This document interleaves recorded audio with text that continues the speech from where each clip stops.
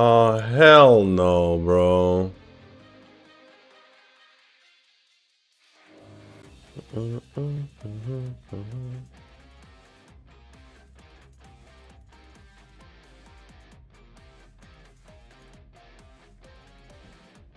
This always happening to me. Yo, what's good? What's good, bro? You mid, bro. You mid, bro.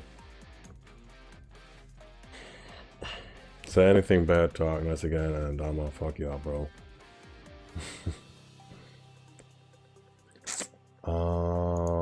Thumbnail kinda ass. Need to adjust real quick, I suppose.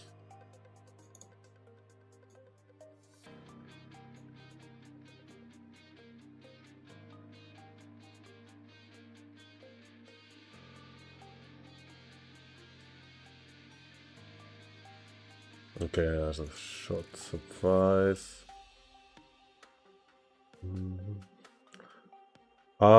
Nice, nice, nice. I'm alright, I'm fine. Hope to have a chill stream with you guys.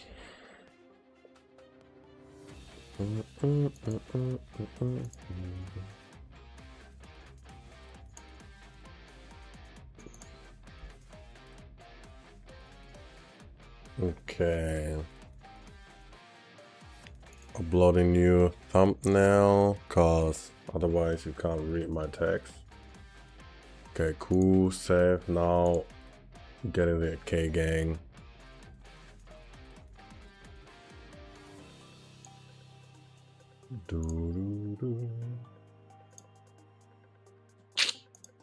Man. Alright. Man.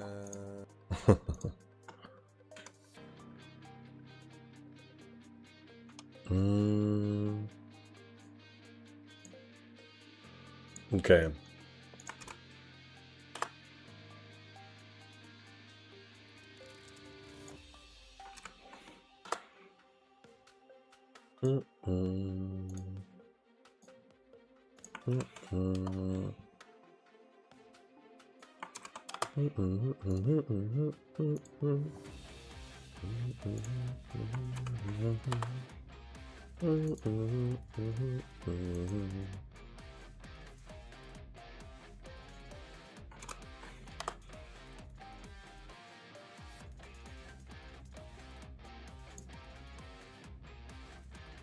All right.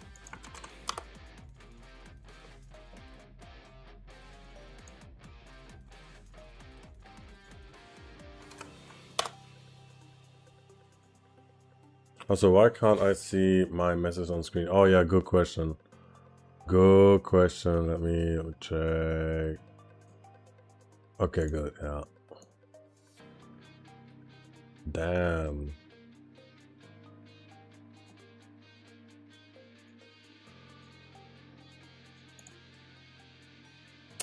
All right.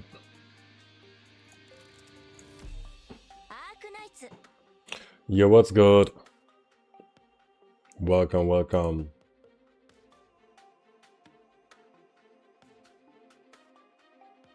Doctor, genki ka? No, I'm not good actually. Actually, no, I'm kidding. I'm fine. Doctor Genki da. She just asked if I'm good, basically. Genki means good in Japanese, if I'm not mistaken. She look nice. Okay.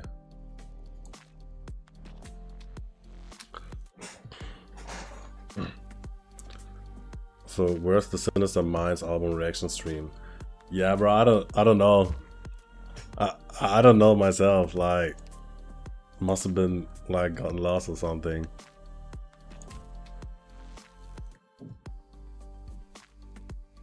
I'd thinking about like playing a little bit Chaos Zero Nightmare until a few more join stream. But yeah, oh yo, welcome. Long time no see.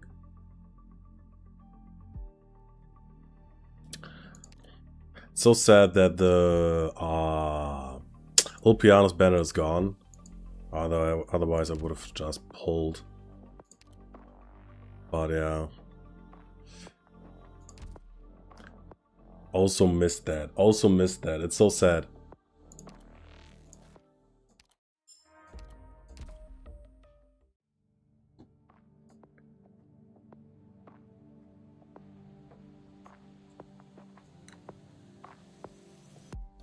Only YouTube stream is nah.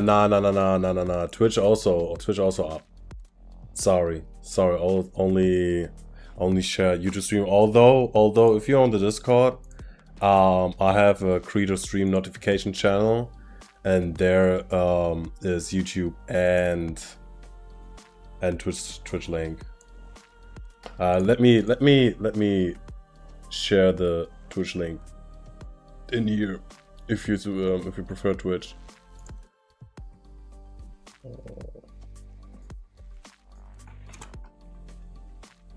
Oops, that's YouTube. Am I stupid? Why is it?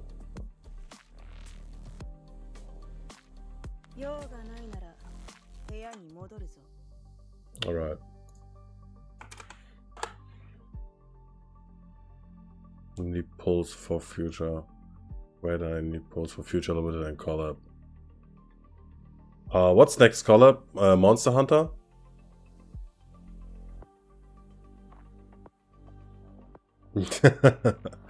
Yes. All right.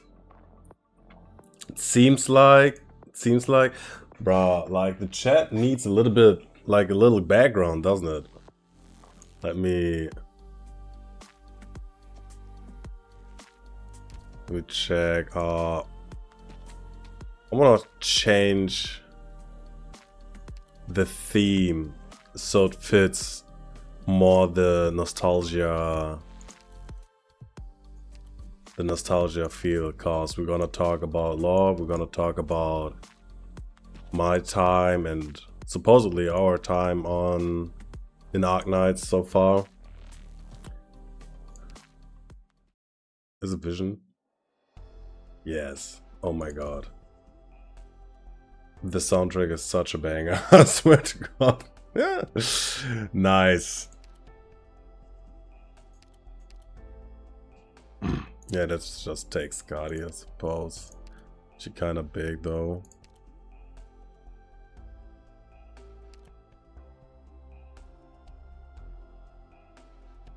No, it doesn't matter too much.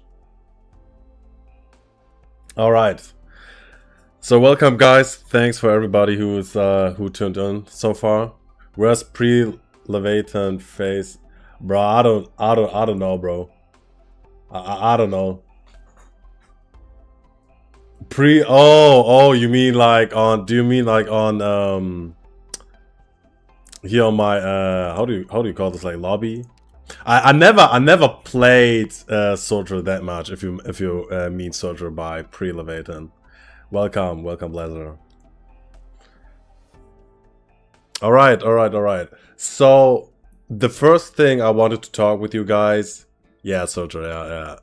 The first thing I wanted to talk about you guys is like quickly, basically about the beginning of Arknights, and I think I talked with somebody about this in one stream where like he was like the only guy in.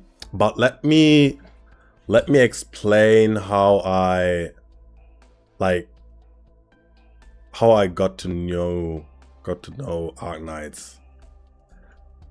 So you guys have to imagine I really liked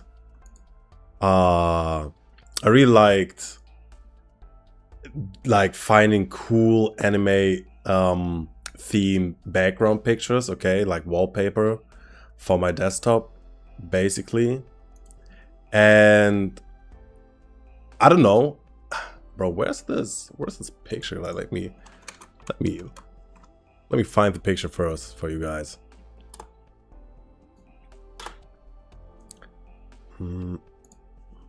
Bro, this side is so slow. Anyways, you guys, you have to imagine that I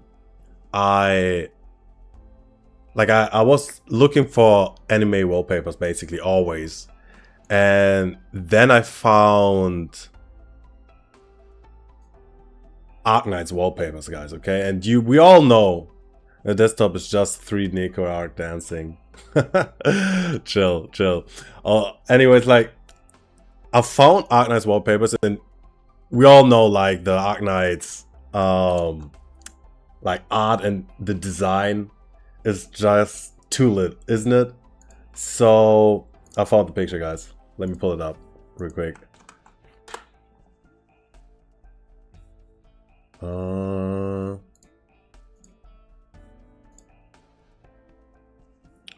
Okay. So here it is. Basically, okay. So like this was one like wallpaper I found back then. And I don't know, like I don't know if you like this picture. It looks also like kind of like different from like normal like anime wallpapers. It's like, I don't know if you know what I mean, but I just like the vibe that wallpaper gave off. I was like, damn, what is this Arknights? Like this Arknights must be hella lit, like this empty streets. Not really, like it doesn't give really this dystopian vibe, but you know what I mean? Like it's like post-apocalyptic kinda. And I just like how she like nonchalantly, I don't know if this is even a word, chilled with the basketball. I found out about Arknights through their music. Oh yeah, that's nice. That's nice. And I found many more pictures like these wallpapers like this, and I was like, damn, like I love this. Like I had a library of Arknights wallpapers basically, and yeah. So then I don't know. It was like half a year after this, probably, kinda. Like a friend came to me and he was like, bro, you gotta play this game. I'm like, bro, what? Wait a second. Like it's, I know this. I know this character. I had this as a wallpaper like back then. Like I knew this. I knew this even before like people got to know this when it was released in global. I felt kinda cool, okay, and I started playing Arknights basically, and I really wanted Exia. I really wanted Exia as my like as an operator, and back then, let me find. Like you can see basically the characters you get. How do you say this? Like you can sort the characters by when you got them. Let me check where you do this. It's time obtained, yeah, basically. Yeah, bro, let's she's like the last, so that's okay. Let's do this again. Okay, and so if you remember, guys, there was the starting banner with all these standard characters like Silver Ash, Exia, how she called, like Hoshiguma, right? And I probably like that one of the healers as well, either Nightingale or Shining, and all these characters. I don't know if you remember. Maybe I'll pull it up. Maybe like I'll pull the starting Arknights banner up. If I find it immediately with one search. Yeah, I found it. Let me pull it up real quick, guys. Shine was the healer. Yeah, but yeah, she was even on that. She was actually on that banner.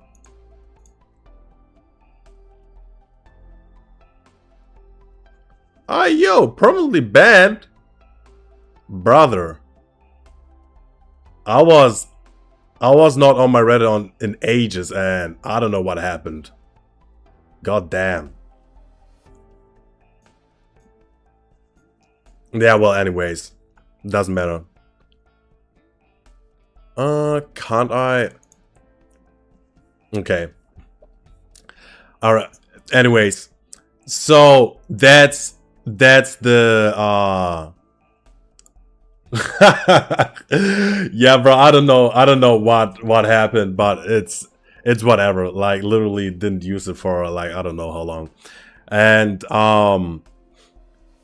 yeah. So I really wanted to get Exia from that banner, and so let's check. If I'm not mistaken, she was actually my first 6-star, and you can see, bro, she was literally the one I got from the banner. And I was so happy because I really liked her design. Like the red hair looked awesome. Banned for what though? Yeah, I don't know. But like I don't know what I was banned for, but it's so yeah. And oh well, you didn't saw just now. So yeah, Axia was actually the first character I got. And yeah, I was ultra happy going forth. I believe the next 6-star I got was Scotty, if I'm not mistaken. Yeah, we got all these. We got Texas. There's Chen. Yeah, I went over here. So Scotty was basically the first 6-star I got. Like the first real 6-star I got from like the usual limited banner. And I believe she was probably even the first. Like I didn't play Arknights like day one when it released globally, but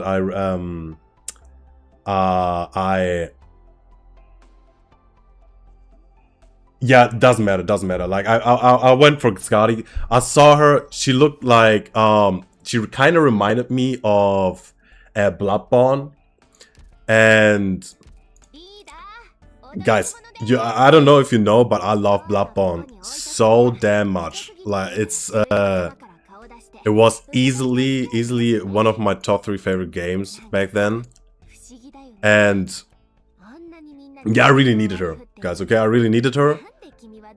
And my first 6-star was Shining, and 3 more shines after that. That's crazy. But she looks cool though. She looks good. Back then I would have been ultra happy. I wanted her so bad as well. So yeah, she kind of gives off that Bloodborne vibe. And what I ultra liked about Arknights, guys. What I ultra liked about Arknights is let me think. Is like not specifically the lore, but like the documents you could read. Actually lore. The documents you could read about the characters. Like where was this? Was this basically? So I needed Scotty bad, and I did like I don't know what your experience was when you first played the gacha. This was also like one of my first gacha kinda, and like I just pulled with the single pulls. Okay, guys, I just did single pulls and I got Scotty with like within 6 single pulls, which was ultra crazy. Like thinking back to that time, right? And like I loved how you could like find out more about your favorite characters by going through their files, and you had to like build up trust, so you unlock the documents, right? What introduced me to Arknights is Endfields. Endfields. What do you mean by Übel though? Endfields Übel? Not sure what you mean by that. So anyways, and I read like the documents about Scotty, and it said, yeah, I always liked this part of the documents where you see like kind of their stats, like what they're good in, and like physical strength was just like blurred out, and I was like, damn, like what does this mean, bro? Like what do you mean, like blank? And if you like, I don't know, see like stuff in story or like read the files is what the like it says something like uh it says something like Warfarin like wanted to study Skadi basically. Yeah, physical strength couldn't be tested probably because she's just too strong. Yeah, for real. And Warfarin wanted to like find out more about her, so she tried to not paralyze, but to, how do you say this? She gave her like some kind of medical drug to make her asleep. Okay, basically, and she had like it doses for like enough for like I don't know the exact number. It was like something for like 100 humans, kinda. It was like enough for 100 humans. I don't know anymore. And it like she wasn't affected by it. And I was like, bro, damn, like Scotty's so awesome, bro. Scotty's so awesome, bro. Like I love that character, you know? And yeah, like reading about her fighting calamities in her like home, not hometown, but you know what I mean, right? Where she's from, like from the under the sea. Was so cool. Just was so cool to me. And with all these things together, like this Bloodborne vibe she kind of gave off, like with her strength and all that law stuff, made her my favorite character in Arknights easily. And yeah, this is like just what I wanted to talk about with you. So guys, let me know, like type in chat what your first character is. Like I want to know. Meanwhile, I'll read the other chats. The green snake girl from Endfields looked familiar to Ubel from Freered. Oh, I see, or at least gives the vibe. I get what you mean. I get what you mean. She also reminds me of, she's probably the same race as Gavial, I'd say. And Gavial I also like a ton. Welcome to Stream Darkstar, by the way. The very good anime. Ubel is a character from an anime called Freedom, and Arknights Endfield have her. Ah, okay, that green haired girl from Endfields, I always she always recognized me off Gavial, so but I see what you mean. I see what you mean now, guys. I see what you mean.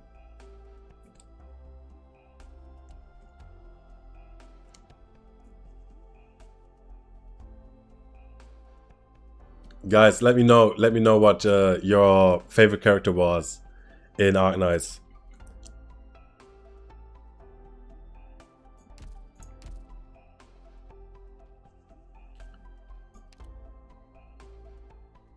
Edit, yes. I'm more of a new player, 91 days, my first... Oh, for real! My first 5 stars Blaze. Nice, nice. Current fab operator is Palette. Palace or Palette, for real? Palace. Yeah, she's also nice. She's also nice. Favorite character. I'm so sad Agnes is banned in my country. I want to play it so bad. I hope the PC client comes soon. Oh yeah, I hope so. I hope so. Yeah, it's awesome. Do you also want to play Endfields? I recently discovered Agnes through Enfield. I see. Nice. Nice. Yeah, I'm glad that Endfields is like getting more people into the Arknights franchise and like, you know, like expanding and like I mean, it's nice. Like it's good when Arknights is successful because it's like kind of deserves this. Really enough. I like I can feel like the love and passion kind of that flowed into this game. And this idea, it's nice. It's still a gacha game, but you know, And when I played this first, it was so magical to me.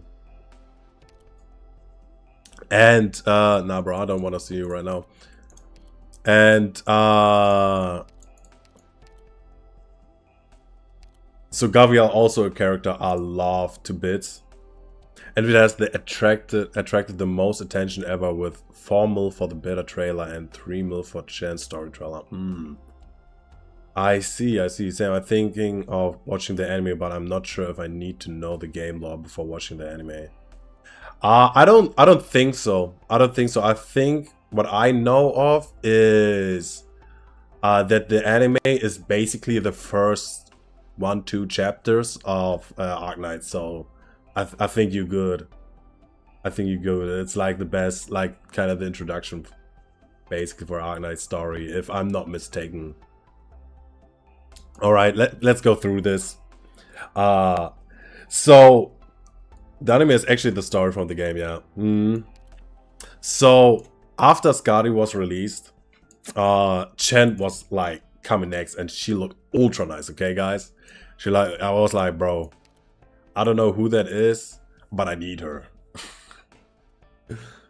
Yvonne, yeah, I know you like Yvonne, bro. Nah, I'm good, bro. Yvonne is like kind of too cheesy for me, brother. Oh, it covers 0, like up until to 8th chapter. To the 8th chapter. Okay, that's awesome. Really need to watch the anime because like 8th chapter I didn't play here. Sadly, very sadly, but it is what it is.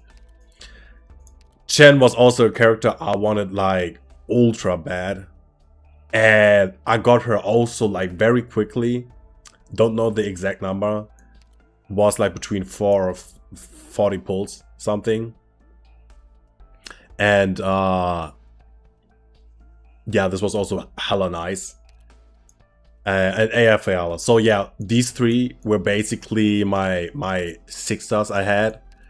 And oh my god, like when I think back, like bringing that first character, guys, bringing that first character to E2 was a hell of a grind. Like it took me a month to reach that. I think like I don't know, but it was like, damn, it felt ultra rewarding getting that first character to E2. And I think my first character was AFL because like the value of her was pretty high back then. I really loved playing Luscam, especially together with Chen. With Chen, kind of, I love to pair them up because with that you could charge her skill faster. No. Like I did this as well, but even more so, I paired her with Lapland. Ultra nice character. Got Spectre in between as well. Loved her as well because she was from the same faction and like same race as well as Skadi. In my opinion, Chen is one of the worst characters in Arknights story-wise. Story-wise, okay, that's crazy. That's interesting. Yeah, we gone watch that lore video you shared. When I'm done, like I'm almost done. I just want to go quickly through the characters, and oh my god, like one of my top 3 favorite characters in Arknights, also Saria. Like the powerhouse she is. Like for me, she was also like basically second to none almost, with all she brought into the like her kit was like crazy nice. And yeah, anime is 1 to 8 chapter, yeah. And yeah, I don't know. Love that character as well. Like her design as well, bro, is like, I don't know. Like I hope you can fill me on that. Thorn's also one of my favorites. Got Suzerain. Angelina I loved a ton as well. Rosaria, Neon. Oh my god, back then when Neon came out was super fun. And Sarah Daddy taking care of wife Silence. True, yeah, true that. Rhinelab also had such an interesting story. If you back then when I read through the documents of sorry. Through the documents of like Rhinelab characters. Like I don't know, like you would read about Ifrit, and I don't know, it was just so interesting. And back then, I got my friends to play Arknights as well, and I got them to play Arknights because I've showed them the design, the characters, and like dumped them. Like I dumped them all over with the lore I read through the character documents, and like at some point they got so interested in it that they just had to try themselves. And brother, starting Arknights and beating these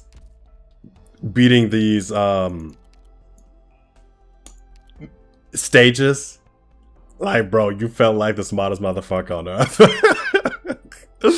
Like when you were starting to struggle but you managed to get the stage, bro, you felt so nice. So what is your favorite region? My fav is Laterano because of the character. Yeah, I see. Laterano is basically is Exia also, right? Like she's like the race is called Sancta, and the region Laterano region. Bro, I don't know. I probably would have said also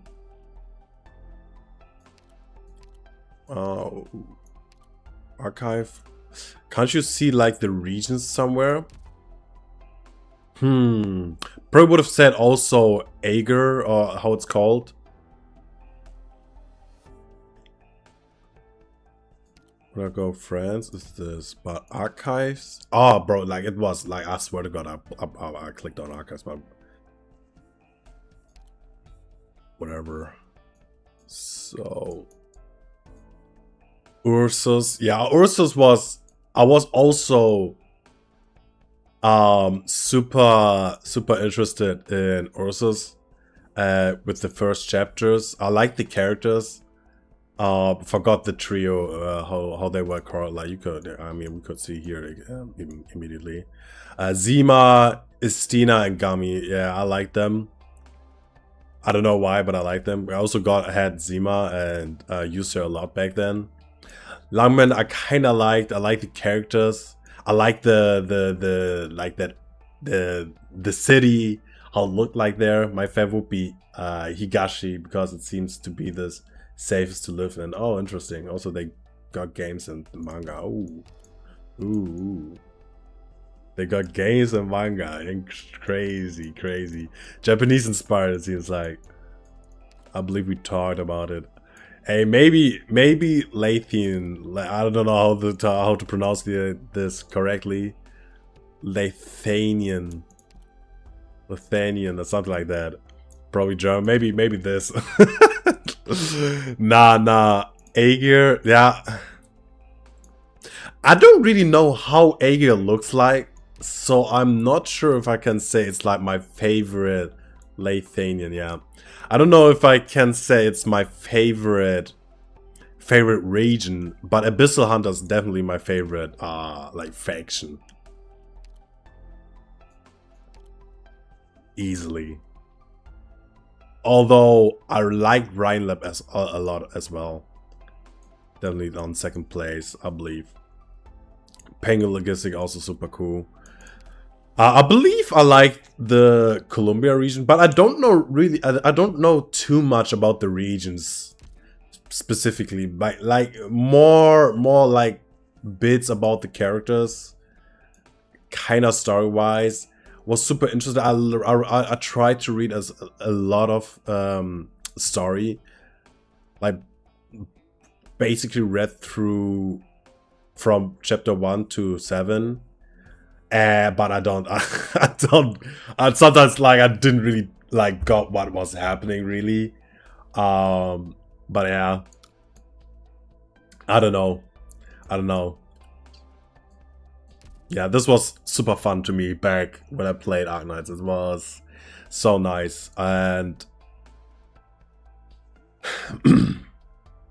yeah, there's a 2-hour long video explaining all the regions of the world if you want. Well, I suppose, like, well, let's watch that lore video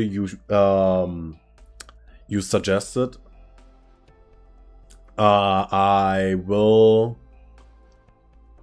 Let me think for a sec. Yeah, and depending on like how long it takes and all that, I might like start looking into it or like do another video. How long have you played Arknights? I have played Arknights basically since it was released in global. I think it was like early 2020. So let me explain. So I played basically for 5 years. No, 6 even, right? No, it's 6. Yeah, you could say 6 years.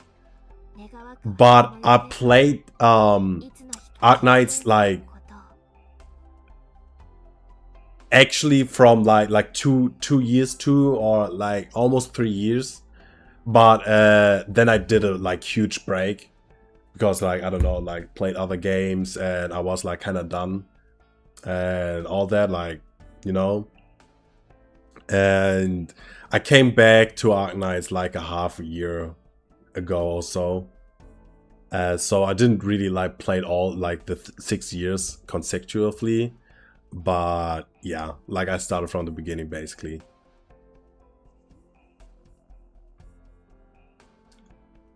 Yeah, I don't know. I was thinking about like looking into one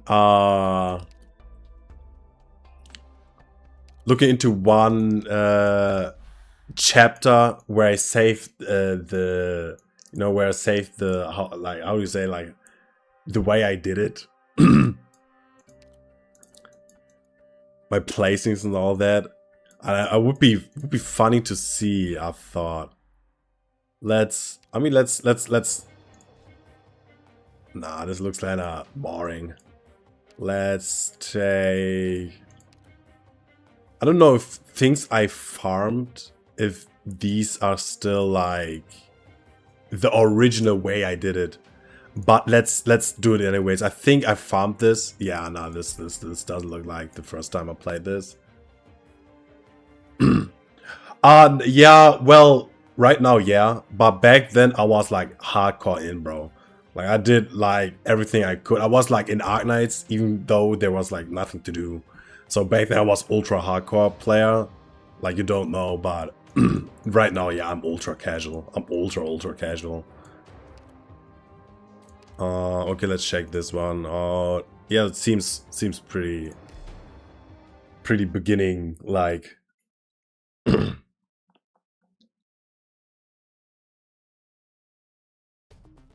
I guess very into future with their technology if you like living underground. Ah, I see. You can see the map in Annihilation. True, yeah. Let me do that also real quick after this. So we had like, who was it? Like Vigna.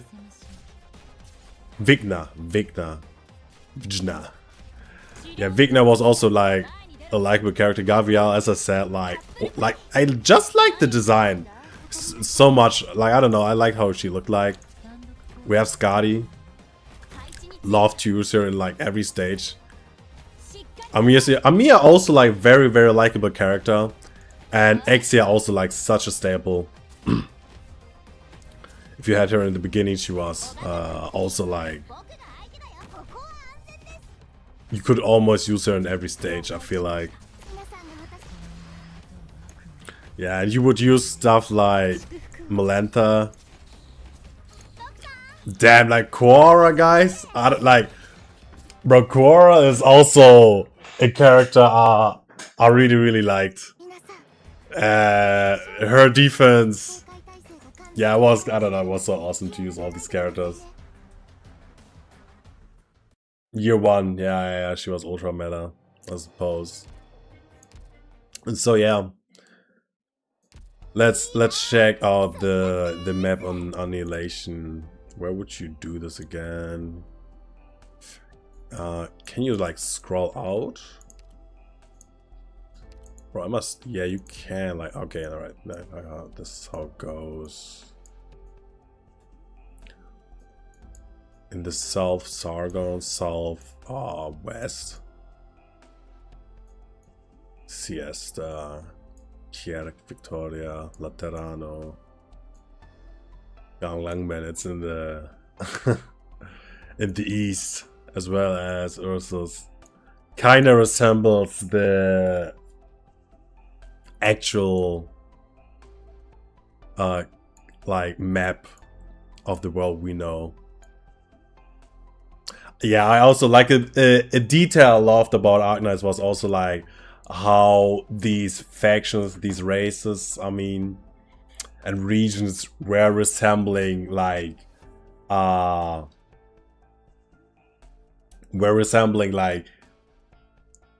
actual like nations we know. This was also pretty cool. I hope we get to explore Terra and Endfields. Yeah, this would be pretty interesting. For sure. Don't know. Like, are we still in Terra? We are still in Terra, aren't we, in Endfields? Then there's so much to know, to learn. It's like Endfields is playing after Arknights, right? Like as if time has passed, and there were happening crazy things in the chapter, in the story. I mean, sorry, in the story after chapter 8, I suppose. Things also are about to get real, I feel like. Don't know anything though, really. Oh no, in Endfields we are on the moon of a planet called Talos. Damn, okay. Are you 100% leaving Arknights? I think so. Well, I'm not really playing Arknights anymore from this point on. I wanna learn about Arknights. Might do some videos where I like catch up on the story and stuff. I always wanted to explore it myself, you know, by reading the documents, playing the story myself and read it and stuff. But yeah, I'm not playing Arknights anymore.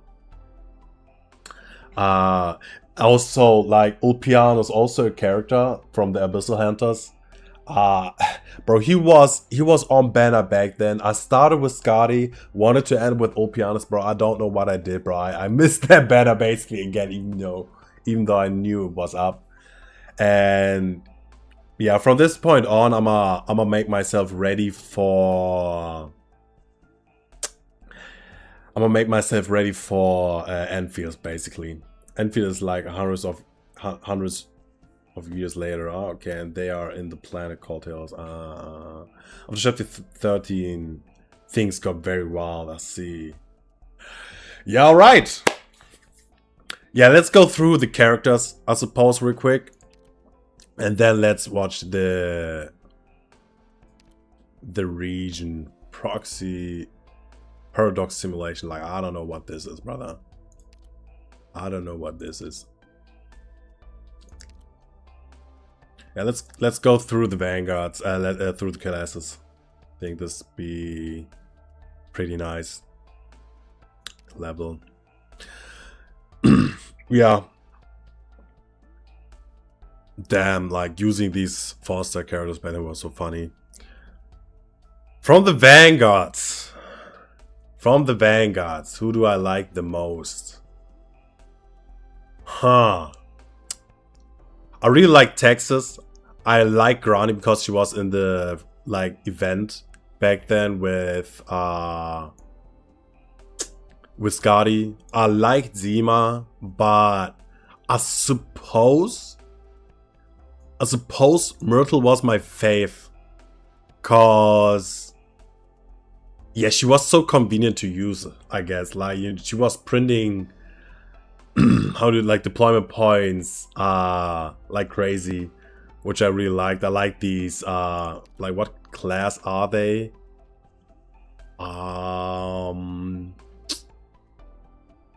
Where does it say the specific class? I don't know. I like the flag vanguards. Yeah, I have. They it's nice. The how do you say accent they have? It's awesome. It's awesome. Paradox Simulation is basically a tutorial for the operator and how they are meant to be used. Yeah, okay, I remember. Have you heard of it? Yeah, Texas, America, fuck yeah. Yeah, I really like Texas. Like, I liked her design a lot. Like this skin though, but I liked her, like the art, how she looked like, and this skins and Arknights, bro, they look so good, bro. God damn. But yeah, I suppose I like to use Myrtle the most here. Got Muleys lately. I think it was in the Exia Alta event. Scotland forever. I want to know what you like the least. I think it's more interesting. What you mean what character I like the least, or like about Arknights in general? Darkstar.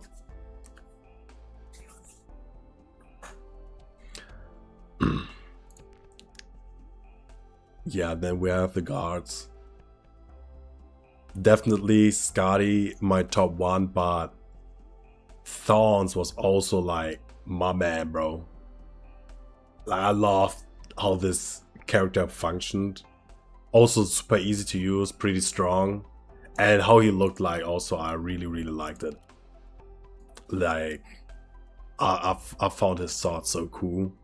The colors, bro, like they were nailing the design so often, so good, bro. Anything, character or Arknights. Okay. Plasma Q Drunken Priestess. Who did not? Okay. I didn't like from the Vanguards. I didn't like Siege. I don't know why. Like, she was cool. Like, don't get me wrong, but I was like, I had her, and I was like, yeah, nah, I'm good, bro. I'ma still use my boy career or something. I don't know. My least fair things about Arknights is I can't pay in it. My least fair thing about Arknights, I can't pay it. Why can't you pay in it? What, like, is there a specific reason for this? Is there a god I didn't like specifically? Though, yeah, Swire was ultra disappointing, sadly. I liked her. My friend liked her as well. I thought she was cool. I liked she was like had connections to Chen. But damn, was she bad, bro. Like, I saw with my friend. Probably I didn't build her myself. This was super disappointing. Also, a thing I was sad about was basically was it her? Damn, bro, that skin ultra nice, brother. Oh my god, I saw Sorcerer. Yeah, I'm gonna say something about her in a minute. It's not in my country. I'm using third. Damn, yeah. 99% of the 5-stars are ass. Yeah. Like, there was this one 5 or 4-star. I don't know anymore. Like, I think I levered her. Why isn't she? Why is she there? She drunk. Okay, that's interesting. I wanted to build her as when I got her, but resources were not easy to get here, bro. Lessing also looks so cool in my opinion, bro. His solid, bro. He looks so awesome, bro, and his ass is so sad. Sorter, bro. La Pluma also, I liked her very much.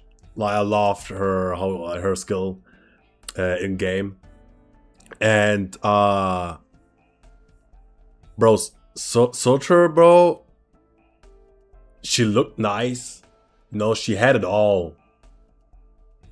She was like ultra strong, but she was too strong basically. Like, everybody were like, bro, I just needed to throw in Sotra, bro, and it was like easy, bro. Like I was like, nah, bro, that like this is not it. Like, this is not what I play Arknights for, brother.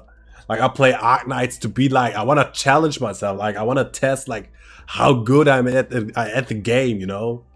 Just Sotra it, yeah. Nah, I never basically used her. Cause like I just didn't want to. Also, I didn't like the way you like. This was like kind of annoying for me, or this thing that it made me feel uneasy that you went low life when you use her skill, right? But she was like super strong with this. But yeah, I never wanted to use her because I was like, nah, bro, I'ma use my people. Like I don't need her. And only like very rarely was like, okay, this is a job for Soldier, bro. When I felt like, bro, like the things are not easy or something like that, I don't know. Then I use her. But yeah, there she is. Savage. Savage I kinda liked, especially you can't see, especially because of her E2 art, bro. Her E2 art was super cool to me. But yeah, I didn't build her because I had Scotty, and I was like, yeah, I don't need another. Why should I build a god when I have Scotty? Basically, I thought of something like that. We're gonna get some food. Do that. 5 p.m. we don't have Arknight. Ah, dang. Yeah, it's why goodbye. Why goodbye. Welcome to stream. HQ Zen.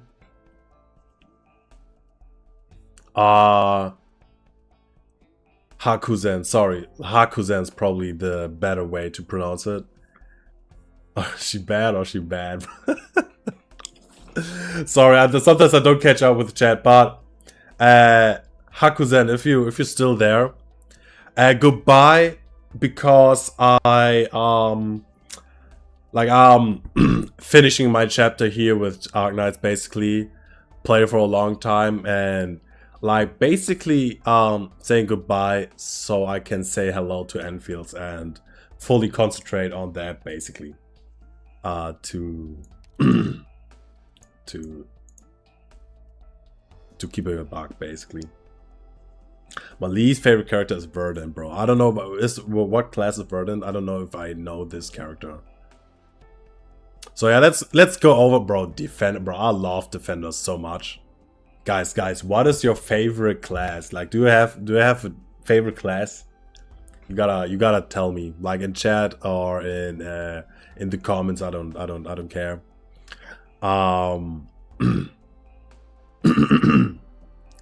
So defender, as I said, Saria was like she was like my man, bro. I really like Fushiguma. I like Neon a lot, even though she was like not that strong, I suppose. Don't know if there was a character I didn't like. Quora was also like a character I really like. Beagle as well. And yeah, let's move on. Burden is Dollkeeper. My favorite class is Geek. Bro, am I? Nah, bro, this is too specific, bro. Like I like when these subclasses were introduced. Like, where do you see the subclass? Like, yeah, Spreadsheet. Okay, it was like this actually. Yeah, bro. When this was introduced, bro, I was like, hell no, I'm not reading all that shit, bro. Like, I didn't want to memorize these subclasses. But it's nice that they did this. I don't know if they were always there and I didn't notice. But like, bro, like it's like either God, it's Defender, Vanguard, bro. Like I don't know anything else about the main class, sadly. I suppose Geek is like something like Specialist or something. Like Dollkeeper is reminding me of, or Support. She does not. She Hexer, bro. I don't know, bro. Like, I don't know what Dollkeeper is, brother. I don't know what Dollkeeper is. Sniper, oh damn, bro. Yeah, I use Exia a lot. But after Exia, really liked Rosa. Rosa was yeah, she was so fun. Like bro, like have you seen her weapon, brother? Like can you do it like big or something in a way? Yeah, bro, like bro, I love the like ballista cannon. I don't know what she had, bro, but damn was hella cool. And also like how she looked like. As I said, I also was like kind of interested in the Ursus faction, so yeah, kind of like that she was coming from that, and she was hella cool. She was hella cool to me. You can press the calls on the right 2 times and open the subclasses. The calls, I don't know, I'm not sure what you mean exactly. Like, do you mean in this screen? Rosa or Poca, the noble who was responsible for making several children cannibals. Yeah, like as I said, like I didn't knew everything about the characters, so that's rough. That's rough, bro. Like we don't like Ursus, don't we? We don't like Ursus, right? Damn. Andriana, also super cool because she was Abyssal Hunter as well, I suppose. Rosmondes was hella lit, bro. I was so sad that she felt kinda underwhelming, but damn, was her weapon awesome, bro. This is also what I liked about Arknights as well, like the weapon creativity they have, bro. Welcome to stream, Hessa. Welcome to stream. Rosmondes, the Shizu cat, bro. Is she a cat? She not a beer or something? Aren't all the Ursus characters a beer? Like I thought they were all beers.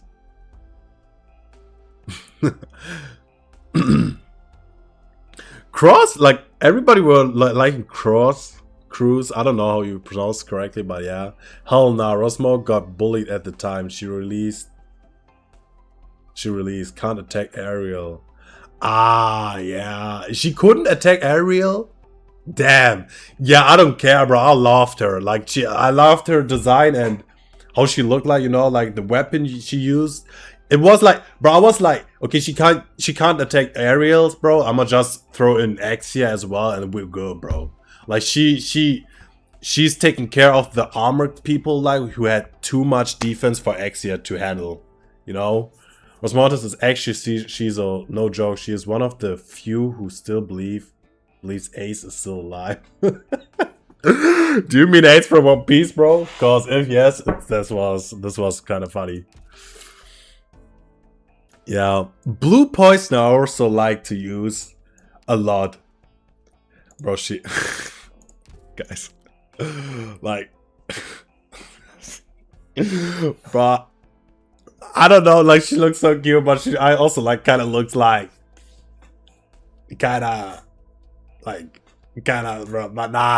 I don't wanna like hate on the art. It's like I still like it. But she looks too funny, bro. For she got a badass design. Yeah. This was this is what I'm saying. Just bro, the weapon, it wows me all the time when I see it again, bro. Never get enough of it. No, I meant Ace, one of the elite operators from the early chapters that sacrificed himself to. Ooh. Bro, do you mean is Is it the guy? Am I thinking about the right character, bro? Damn, like let me Google this real quick. Arknights Ace. Yeah, it's him, bro. Nah, you for real? Damn, bro. For everybody who don't know, like let me pull up. It's him. Bro, he was ultra nice, yeah. That's crazy. That's crazy. Yeah, I love Arknights with all the entanglements these characters have into the lore. Bro, it's too nice, bro. Just too nice. Rosmontes is an elite operator, so she is really close to him and the other elite operator. I see, like, I don't know what elite operators are, or who elite operators are exactly, but yeah, it's fine. It's fine, it's fine. Let's move on to casters. Yeah, I always use Ayafala. She was too strong for her time, basically. I don't know if people still use Ayafala. Probably not as much, but I'd still use her. I don't know. Ifrit, I really like Ifrit as well. Loved the to read her documents, for example. But all the documents about Rhinelab, I wanted to know about Rhinelab as much as I could. Like back then, you didn't knew who the leader and founder was and stuff like that. And I was like, bro, damn, I need to know, brother. I need to know. Lead operators are the best of the best people in Arknights. They are strong AF, both in game and lore. I see, bro. Who is like? Do I have lore? Like, if I have elite operators, tell me. Like, probably Saria gotta be a lead operator, right? Like, Saria gotta be. AFAL gotta be a lead operator, brother. Rose Island, yeah, okay. I kinda knew, actually. I kinda knew. Yeah, if I have elite operators, you can tell me. Would interest me a lot. A thing I didn't like was, well, I liked her, tried to use her. Either I was too stupid or like she just not that strong. Although people said she's stronger than her sister, her 6-star sister. Which is kind of funny because I really liked the design of her sister. I'm still learning about Arknights. Oh, Arknight slang. Saria is not an elite operator, guys. Like, nah, this is a mistake. She's not? Bro, she's stronger than every elite operator, in my opinion. Dang. Yeah, well, lava, kind of, I don't know, like many people also built lava back then. I mean, she was fine, but I didn't want to use her for some reason. I really wanted Shining back then. I got her really late, so that it was not worth for me to build her. But guys, can we talk about like how cool she looks, bro? Like, damn, bro, like Shining, bro. Why did she have? Bro, I always thought it's a sword, bro, but it's a staff, actually, right? Is it a sword or is it a? What is it? It's both. I don't know, but she looked hella cool. Like, she looked hella cool, bro. Tumimi, bro. Who was Tumimi again? I forgot. Like, was a caster? Let me check. Tumimi, bro.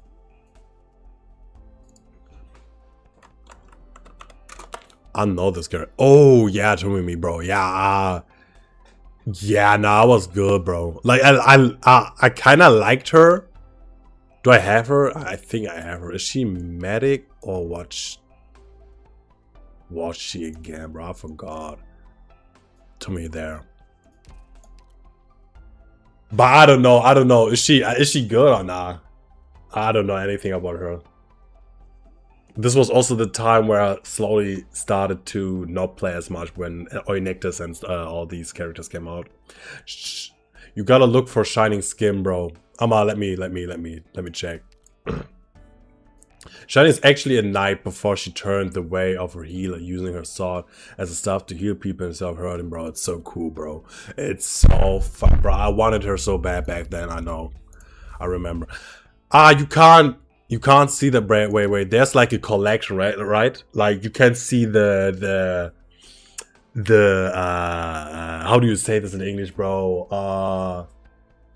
Like there are like several, not companies, but like skin companies, basically. Well, what is the word, bro? Brandings. Like there's actual skin brandings in this game. Probably you can see all the skins, and when you have the list of that, I'm gonna look it up later. All right, bro. Supporter also a class I liked a lot. The skin brands are in Archives, yeah. Press the medic class symbol 2 times on the operator menu. Oh, okay, this is what you meant. Damn! Well, I love the icons. Chain medic, I believe like monster or something is a chain medic. That doesn't matter. Cool. Oh, you can like you can do it like this therapist, bro. How cool is this, bro? The sub medics are like the subclasses, I mean, are ultra cool. Damn, like what is Zarya? Just protector? Nah, guardian. Yeah, guardian, bro. Like best class, bro, in the game. I swear to God, bro. Best game in the class. I think this is like my favorite class. But just because of Zarya, bro. It's like, bro, they two other ones, like Blabbershine, I always couldn't use her properly. Don't ask me why, because I'm too stupid, I don't know. But Zarya, yeah, like she was, bro, everything. She held the whole team together, bro. She was the heart of the team, basically. Cool. Yeah, so supporter damn. So I really liked, besides Skadi, like let's not talk about Skadi, okay? I could talk about her all day, but besides Skadi, I really liked, as you can probably see, Magellan, Angelina, and Suzerain. I liked Angelina and Suzerain a lot because they did like slow stuff, you know. Shamar was interesting to me as well, but you know, didn't build her. But I really like Magellan. I don't know, like she felt so versatile. I felt like you could use all her 3 skills. You could use her as a like slower. I love to slow the enemies. She could freeze them also, kinda. Snare them, I don't know, was super cool. I loved like how she had like an AP, like magic alternative. I don't know what the real slang word for this was, but that was a magic attack. I don't know, bro.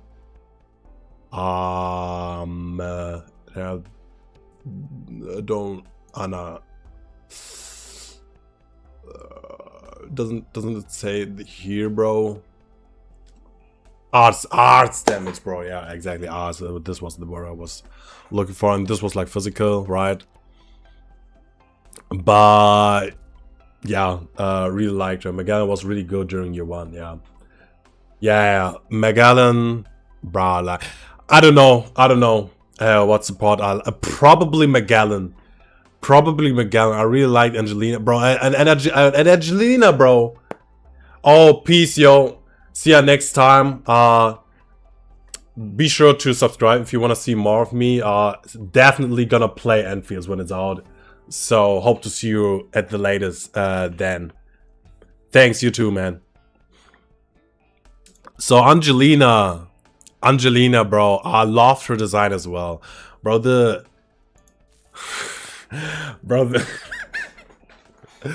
Like I could glaze the design of Arknights characters from day to night, basically. I know, Galbrina, bro. Galbrina. Is it like, what are these characters who look exactly like the characters from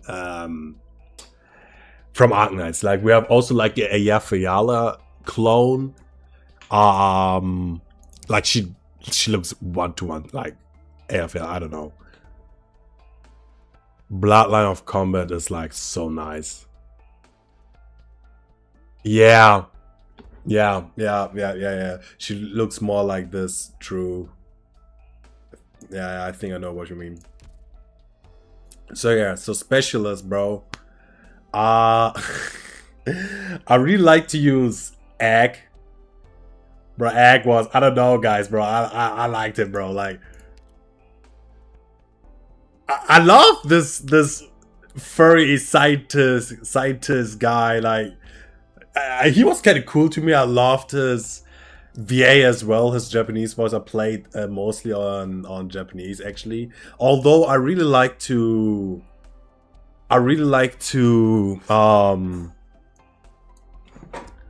how do you say, to play like anime games on English, actually. But yeah, I like to use him. I don't know why. And I also used his mostly his first skill, actually.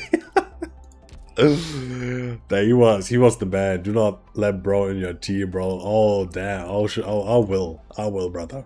And Weedy also I liked. I tried to use Mizuki a lot of times, but I couldn't like place him like not correctly, like probably as the last character, and then he was like focused. But Weedy, I also like Weedy a lot. She look cool. Damn, now the Christmas skin, bro. This skin also looks awesome.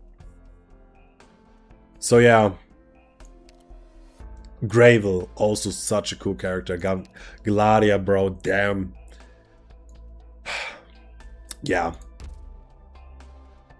It was so nice when I built my roster of characters to go through them, see like who did I build, bro.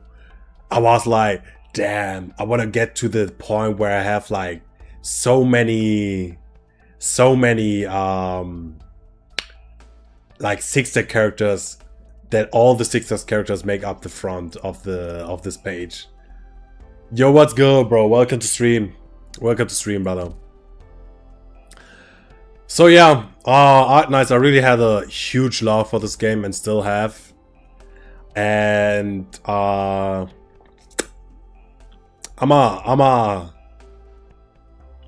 end this chapter basically. I'ma probably learn a thing or two still in the future. But yeah, playing the Exia altar. You've been in the stream, bro. I wasn't sure, bro. But yeah, me playing the Exia altar event. Sorry for not finishing it. Like, I was really committed to getting all the medals, actually. But yeah, I don't know. I think some of you know me at this point. But yeah, this was me playing Arknights for the last time, and was hella fun. Still was hella fun. But yeah, guys, who that? Guys, who that? Is she nice? She's stronger than Ulpianos, guys. She looks cool. What is her like category? Like, guys, what character can you compare them to so I know what kind of mage she's god? Like, guys, what god is she? Do we know? Dum bum bum bum ba, da, da, da. She's like Milnar, yeah. Isn't Milnar like Silver Ash basically? Like, am I mistaken? Because I don't know Milnar that much. Ah, yeah, Kirin is something. Yeah, I know. I have heard of that. Kirin. Sylvash. Okay, yeah. Okay, damn, interesting. Cool. Cool. She looks cool. I would have pulled for her probably if I still played. Sadly, I missed Ulpiano's banner, so I must save that up. And to hope that I get him. If I know his banner is up again, I'ma pull and hope to get him. So I have all the Abyssal Hunters. That's my only purpose why I would go back online to Arknights. But yeah. Alright. Now I added one more lore video for Endfields. Alright, yes. This is I also wanted to say let's go over to the lore videos, guys. Hella interested. Let's see what I know, what I didn't knew before, and yeah. I'm gonna do a quick toilet break and see you in a minute, guys.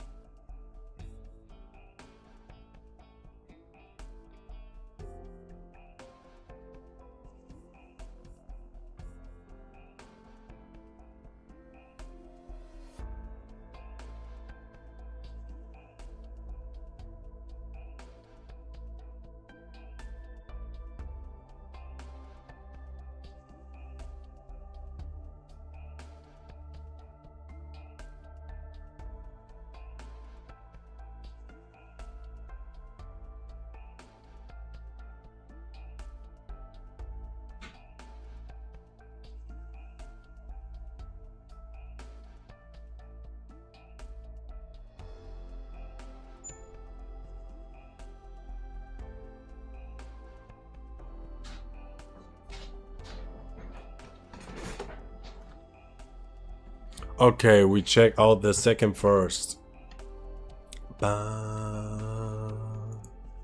主よ、リーダーに長く幸せな夢を見せたまえ。願わくはその夢がいつの日か実現せんこと。ババババババババララララララ Interpreting Arknights, guy. Okay, there's Limbus. Color perfectly encapsulate Arknights story. Nice. Yeah, wished that I would have been able to play this, but man, sometimes too busy or other priorities, I suppose.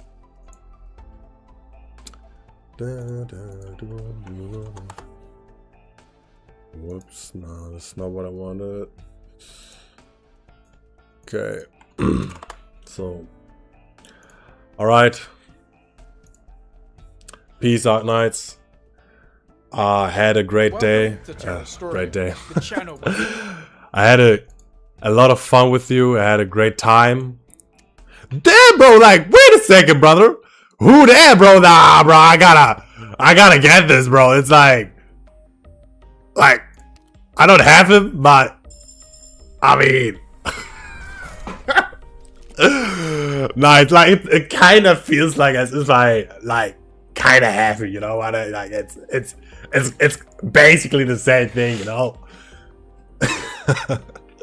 Nice. Awesome skin, bro. Nice. Okay. Damn, nice that I saw this, bro. This also looks awesome. I love the skins. Okay, this one kind of sounds but it's alright. Love the skins in Arknights Ultra. Coral Coast. Yeah, also nice. Very nice. Alright. Yeah, also like that character. This character I also like very much. Man spreading forest.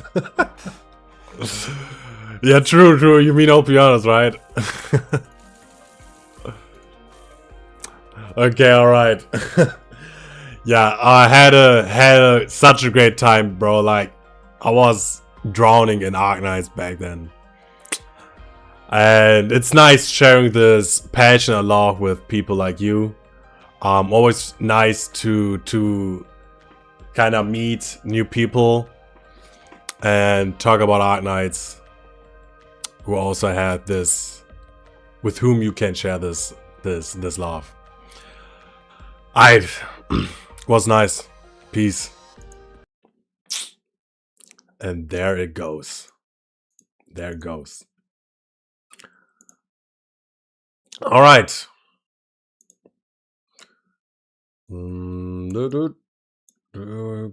Gotta adjust. Boom. All right. Going over to the lore videos. How is it called? What you need to know about Talos 2, Arknights. Okay. So I suppose we get to know Arknights' story as well, but also like stuff to know about Endfields. We unravel the lore of Arknights. I am Akka, and in today's video, we will dive into the fascinating details we uncovered so far about Arknights Endfield. With the release of the closed beta, we have been introduced to a variety of new characters and intriguing lore. Since the game is still in beta, it's important to note that some of the information we have may be subject to change. This was probably because when the first beta released, right? We know so far and share some exciting information. Bro, Amber about looks so what cool. might come next. So, without further ado, let's enter the world of Arknights. Guys, I can't wait. It's like only 2 months As the name from suggests, its story takes place in the same universe as Arknights, a game that was also produced by Hypergriff. First, let's start with a crash course on the game's overarching lore. The story of Enfield is set in Talos 2, the second moon of a gas giant planet known as Talos. 152 years ago, some people migrated to this distant moon through the Ether Gate, a megastructure located at the north pole of both celestial bodies. This gateway created a portal that connected their homeworld, Terra, to Talos 2. Terra to However, Talos, it was destroyed during the conflict known as the First Angloid War. Damn. In the new challenging environment, an organization called Enfield Industries plays a pivotal role in sustaining civilization on Talos 2. Enfield is an industrial and construction company dedicated to creating a new home for humanity. This organization's vision is to build and expand into the frontiers of Talos 2. In the game, the players take on the role of the Administrator, a central figure in Enfield's history. According to Talos 2 historical records, the Administrator was a key guardian who protected civilization and saved humanity from multiple catastrophic events. Their legendary deeds have given rise to countless stories, myths, and even rumors. So we're OP. Throughout their journey, the Administrator will meet various allies who will aid them in reaching the North Pole of Talos 2, uncovering the world's hidden truths along the way. Cool. Sounds nice. We truly appreciate your support. You can help us by subscribing to our channel, leaving a comment, and actually considering. Your contribution means the world to us. Actually considering. And helps our team keep going. Now, let's take a close look at Talos 2. In Arknights, hints suggest that Talos 2 may in fact be the cradle of civilization. Yo, what's Talos good? 2 possesses a nitrogen-rich atmosphere, ample oxygen to support life, and sufficient greenhouse gases to maintain warmth. Greenhouse However, gases. the alien sun and the massive gas giant looming in the sky serve as a constant reminder to the pioneers from Terra of countless light years separating them from their distant home. Fortunately, the world's vast mountain ranges, intersecting river systems, and rich vegetation have fostered a resilient biosphere. Yeah, the world in Endfields, the level design is like, bro, it's like I want to live there, bro. The flora of Talos 2 are buckflower, citrome, sandleaf, acatine, and ginkgo. As for the fauna, one notable species is the longear, a rabbit-like creature covered in shrubs and flowers. Interesting, cool. It is said that there are 2 known variants of the longears. Even after the collapse of the Ether Gate, the Terrans managed to survive on Talos 2 for over a century. Natural resources played a crucial role in sustaining the local population. Okay. Over generations, the stranded Terrans and their descendants established and expanded various This also looks outposts so and nice. settlements, creating footholds for civilization in this new world. Most of Talos 2's population resides in the region known as the Civilization Band. This area, located in the southern part of the moon, is home to various cities built by organizations that have taken root on Talos 2. Further south lies the ocean, while to the north stretches the frontier, an untamed and largely unexplored region. I see. For the past century, multiple attempts to reach the northern polar region have ended in failure due to the aurora of Talos 2. Unlike the natural auroras of Terra, those on Talos 2 exhibit unique characteristics. The aurora in Talos 2 shares structural properties with Terra's star pod, forming an invisible barrier that obstructs skyward analysis and disrupts any technology that ventures too close. Fortunately, this Wait. barrier I have to listen to this again, bro. in Talos 2 shares structural properties with Terra's star pod, forming an invisible barrier that obstructs skyward analysis and disrupts any technology that ventures too close. Crazy, okay. Fortunately, this auroral barrier is confined to the northern polar region and a few isolated pockets across Talos 2, rather than enveloping the entire world as it did on Terra. No orbital Kinda is, or like terrestrial atmosphere. I was thinking about the atmosphere when I heard this kinda. deployment system has successfully penetrated The auroral fake barrier, sky. nor has any low-altitude aerial vehicle survived the intense auroral blight. Additionally, an enigmatic force lurks within the auroral region, fiercely guarding the lands concealed by its celestial glow, rendering who ground died? traversal nearly impossible. Unlike Terra, Talos 2 has no countries. Instead, most of the cities within the Civilization Band are governed and controlled by organizations. Many of these organizations emerged after the First Anglo War, and with the destruction of the Ether Gate during the war, the connection between Terra and Talos 2 was severed, forcing the people of Talos 2 to establish their own governing bodies. Some of the major organizations that we will see throughout the story are Endfields Industries, United Worker Syndicate of Talos 2, Talos General Chamber of Commerce, Hongshan Academy of Science, Order of the Steel Oath, and Rhodes Island. These are the factions we have on Talos. If I'm not mistaken. Like, let me.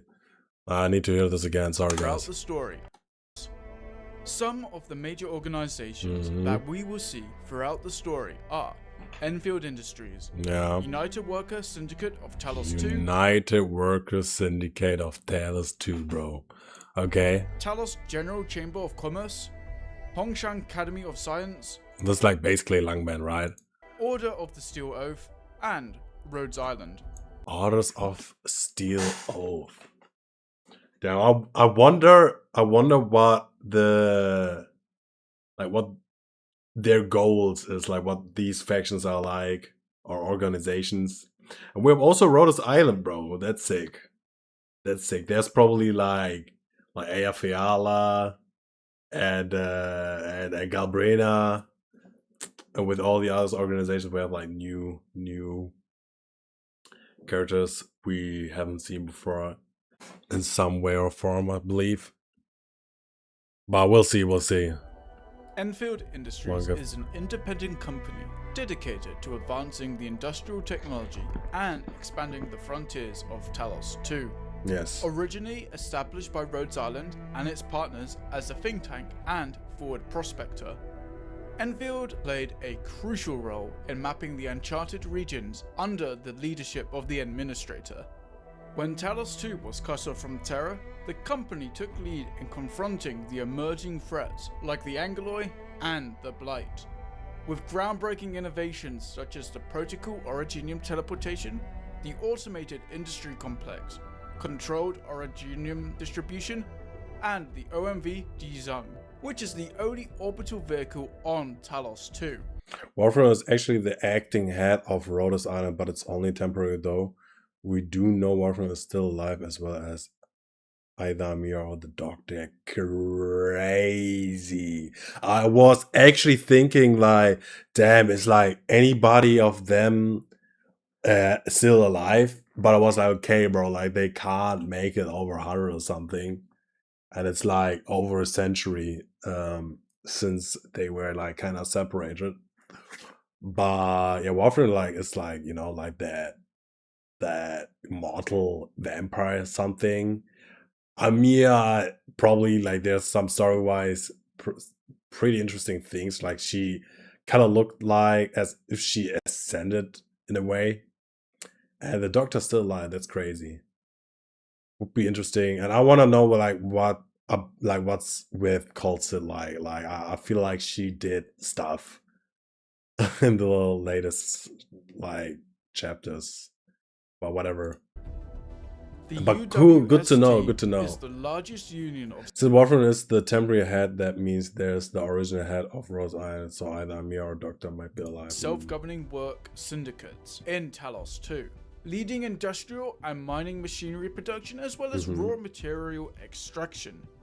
Originating from the Age of Terror, its crews were among the first pioneers of Talos 2, playing a crucial role in early expansion and post-war rebuilding with their powerful machinery and meticulous planning. Nice. Though burdened by the growing organizational rigidity, the UWST remains central to humanity's construction and Definitely. expansion efforts. Definitely. Often called the cartel, the TGCC is the most powerful corporate conglomerate on Talos 2, with Okay. its influence spanning every industry, from arms manufacturing to food franchises deep in the frontier. I see. During the First Anglo War, it maintained a crucial Talos Terra lifeline. And even after the war, its convoys Bro, became the can we talk about like how does he know all this actually? Like how? Was this all in the game, bro? backbone of Crazy. commerce, linking settlements and enabling modern life. The war-hardened truckers, once mere workers, evolved into the conductors, masters of the TGCC's vast supply network. Meanwhile, the TGCC's elite, calling themselves the shadow investors of the Civilization Band, revel in financial dominance, believing their codified practices will define I Talos see. 2's future. But power is never easily relinquished once tasted. Yes. The HAS is the largest and most advanced research and development institution on Talos 2, driving scientific progress while sustaining the Civilization Band with food production and resource development. Founded by a surveillance team from Yam that chose to stay and fight during the First Angloy War. The Long academy man. was established in the highly habitable Hunshan crater, where it built vast research complexes New faction, and okay. hydrophonic facilities.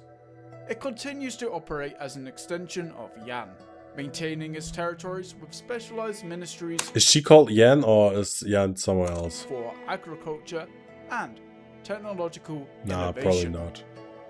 The Order of the Steel Oath is an elite order of knights dedicated to the relentless war against the Angloy. Stationed in the frigid northern Bro, frontier, so cool, bro. I they think uphold a strict warrior's code, emphasizing on discipline, sacrifice, and Oh, yeah, unwavering okay. duty. Many that of bro, its knights, Amber looks so known as awesome, bro. Oathkeepers, Like I need were her once so ordinary bad. youths from the Civilization Band, drawn to the cool of battle, yet hardened by the brutal reality of war. Mhm. The order Oftentimes these people are like kinda too not like kinda too narrow-minded when it comes to like doing decisions, or like as if they are too scarred by the war, and yeah, sometimes do like or want to do stuff, do decisions we would like not be okay with. But yeah, Order of the Steel reminds me of the Sarkos race. I see, yeah. I've like I need to look out. Let me check Sarkos. Sarkos Arknights.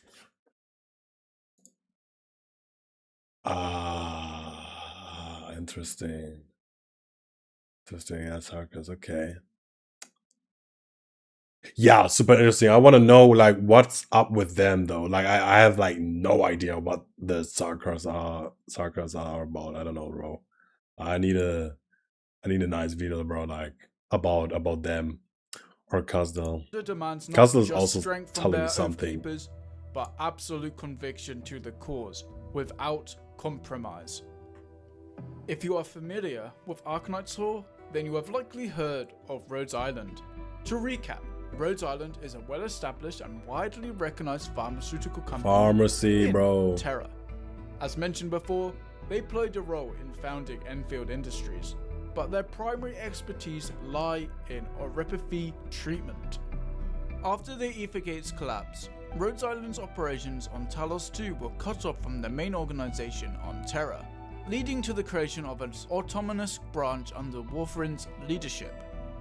Rhodes Island may have contributed to the development of the Wait, let me get this right. I mean, I might put on Ether Gates collapse. Rhodes Island's operations on Talos 2 were cut off from the main organization on Terra, leading to the creation of an autonomous branch under Warfarin's on Terra or on Talos? Probably on Terra, right? leadership.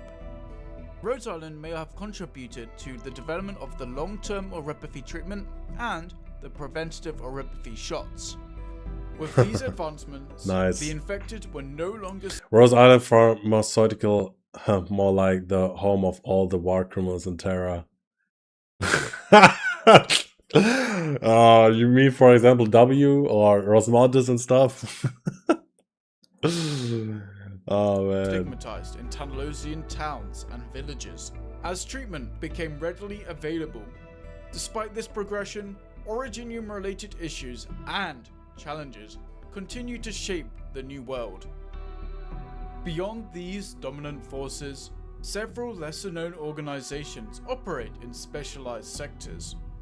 The Cabal of Tranquility is an enigmatic faction dedicated to study and preservation of ancient knowledge and technology. Cool. Like, Dedicated what is the? It's the The new. Cabal of ancient He didn't knowledge and mention technology, them before, didn't deciphering they? cryptic languages. That's and ancient awesome. scripts to uncover the Also wisdom interesting of to me. prehistoric civilizations. Known for its arcane rituals, ceremonial practices, and a deep reference to the concept called Veritas, the Cabal remains shrouded in mystery. Meanwhile, the Fiani Circuit is a nomadic tribe often It's like referred to racist as now. the Okay, Wildland never mind. Academy, for its role in teaching survival skills essential for navigating the wilderness. Nice. Its members, known as Sculptors, dedicate their lives to emulating legendary warriors called Kerns, guided by experienced so cool, mentors guys. known as Sages. With a deeply ingrained Bro, I can't, bro. I survival can't, bro. I want to and play Endfields right now. pilgrimages, the circuit ensures its traditions endure across generations. Other companies we have are Raytheon Industries, a returning company and arms manufacturer that originally came from Colombia on Terra. Hongshan Swordmancers, a weapon manufacturer that comes from Hongshan, and using a material known as Zeronite to craft gear. Mirzko Industries, a returning arms company with Guys, a I'm so ready for Casimir Endfields, you don't know. and leading supplier for the TGCC in terms of weapons and gear. Fort Forgefane, arms manufacturer for the Order of the Steel Oath, mainly creating weaponry and armor for the Knights of the Order. North March Support Hub, while mainly known for creating tools and equipment, they Will are also be known there for creating January weapons 22, and yeah. are one of the leading suppliers for the UWST. There are so many straight up criminals working on the Rhodes Island, it's wild. Portable Ethertech Labs has some connections to the Cabal of Tranquility. Someone do I know? Like, let me know.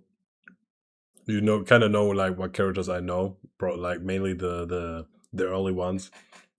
Is there also someone like who's like straight up a criminal besides Rosmontis and W probably? Witching Hour, so far the least known, but they might be potentially Sarkaz connected and themed. Despite its ability to sustain life, Talos 2 is far from being a safe haven. This moon is plagued by 3 major threats. The Blight, a reality warping anomaly that causes hallucinations and physical distress. The Angeloi, hostile entities formed from natural matter and controlled by mysterious anchors, responsible for devastating incursions like the First Angeloi War. No, what? Nah, bro, I need to... Responsible for devastating incursions like the first... Bro, what are incursions, guys? Like, I need to Google that, bro.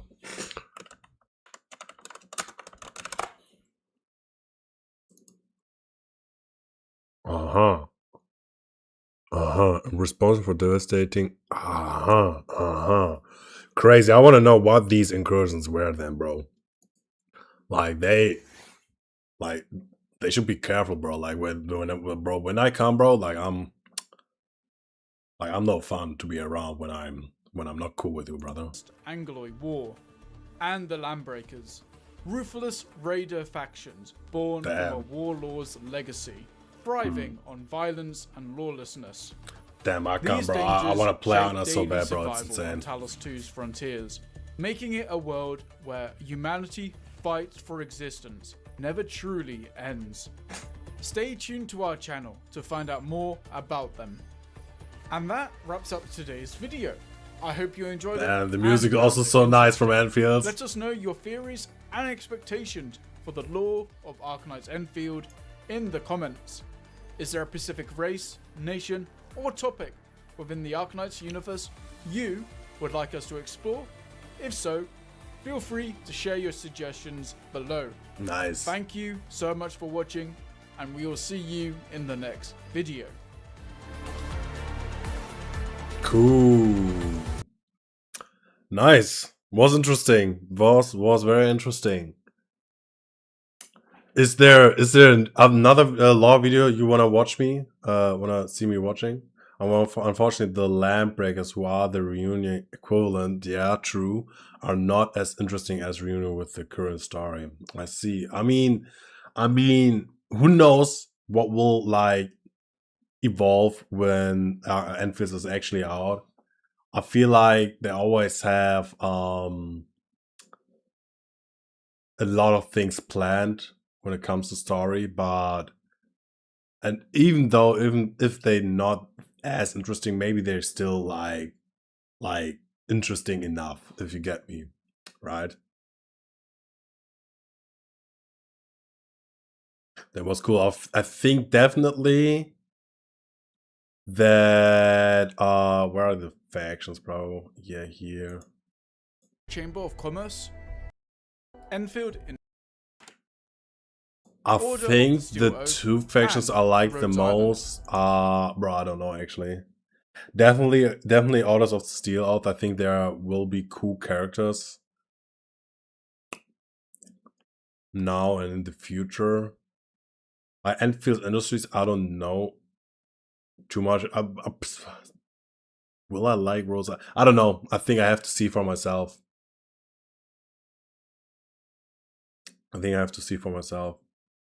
When it's time.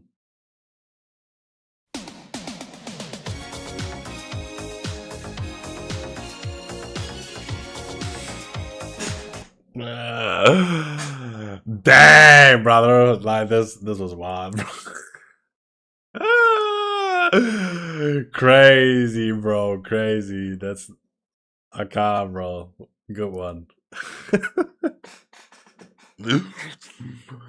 Damn.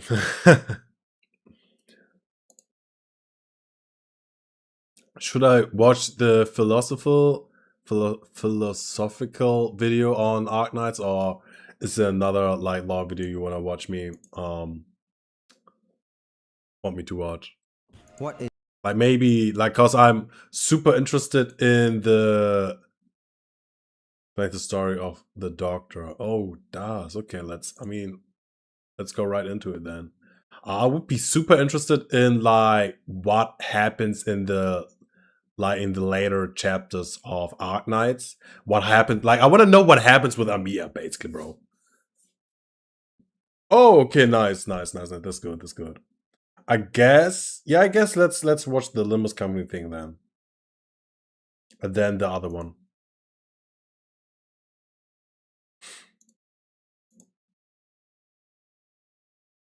Even now, I'm still like let me ask, like, do we get to know what is about Armia in the philosophical video you shared? Cause like I'm like I gotta know. I need to know. I mean, sorry.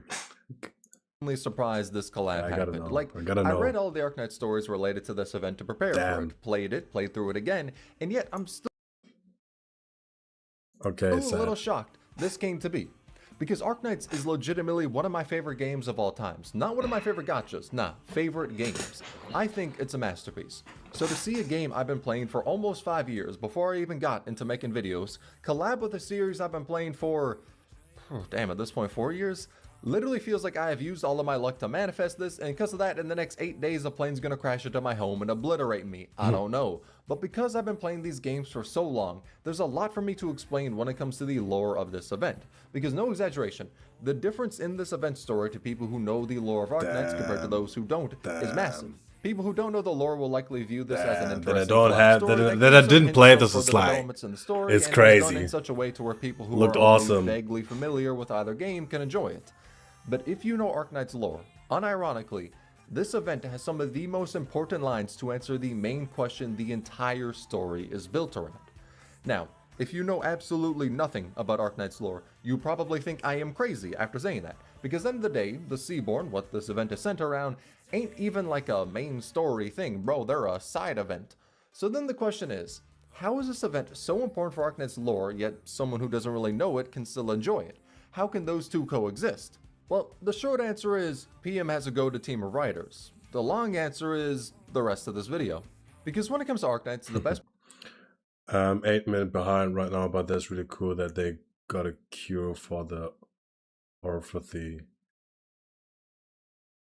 I think you're kind of like more than 8 minutes behind, but it's alright. Part to me is the world building, but when it comes to explaining the game's story or introducing people to it, that's also in a sense like the color is gone, like you can't get the characters anymore. Arknights is world building. It's alright. Like I can't play a new gacha, bro. It's like, or a new game at that. Interconnected to where if I wanted to talk about something that's happened in the plot of one area, I'm more than likely to bring up something else within the story as context. And that is what makes the world building feel real, but maybe it's a little too real because the rest of this video is dedicated mostly to explaining Arknights lore, as there's just that much lore to properly and fully explain why this event hits harder when you know the lore. Now I am going to break down the egos and why they're near perfect matches for each of the sinners, but the rest of this video is going to be about Arknights' lore, because I think this event was made with utter love for its story.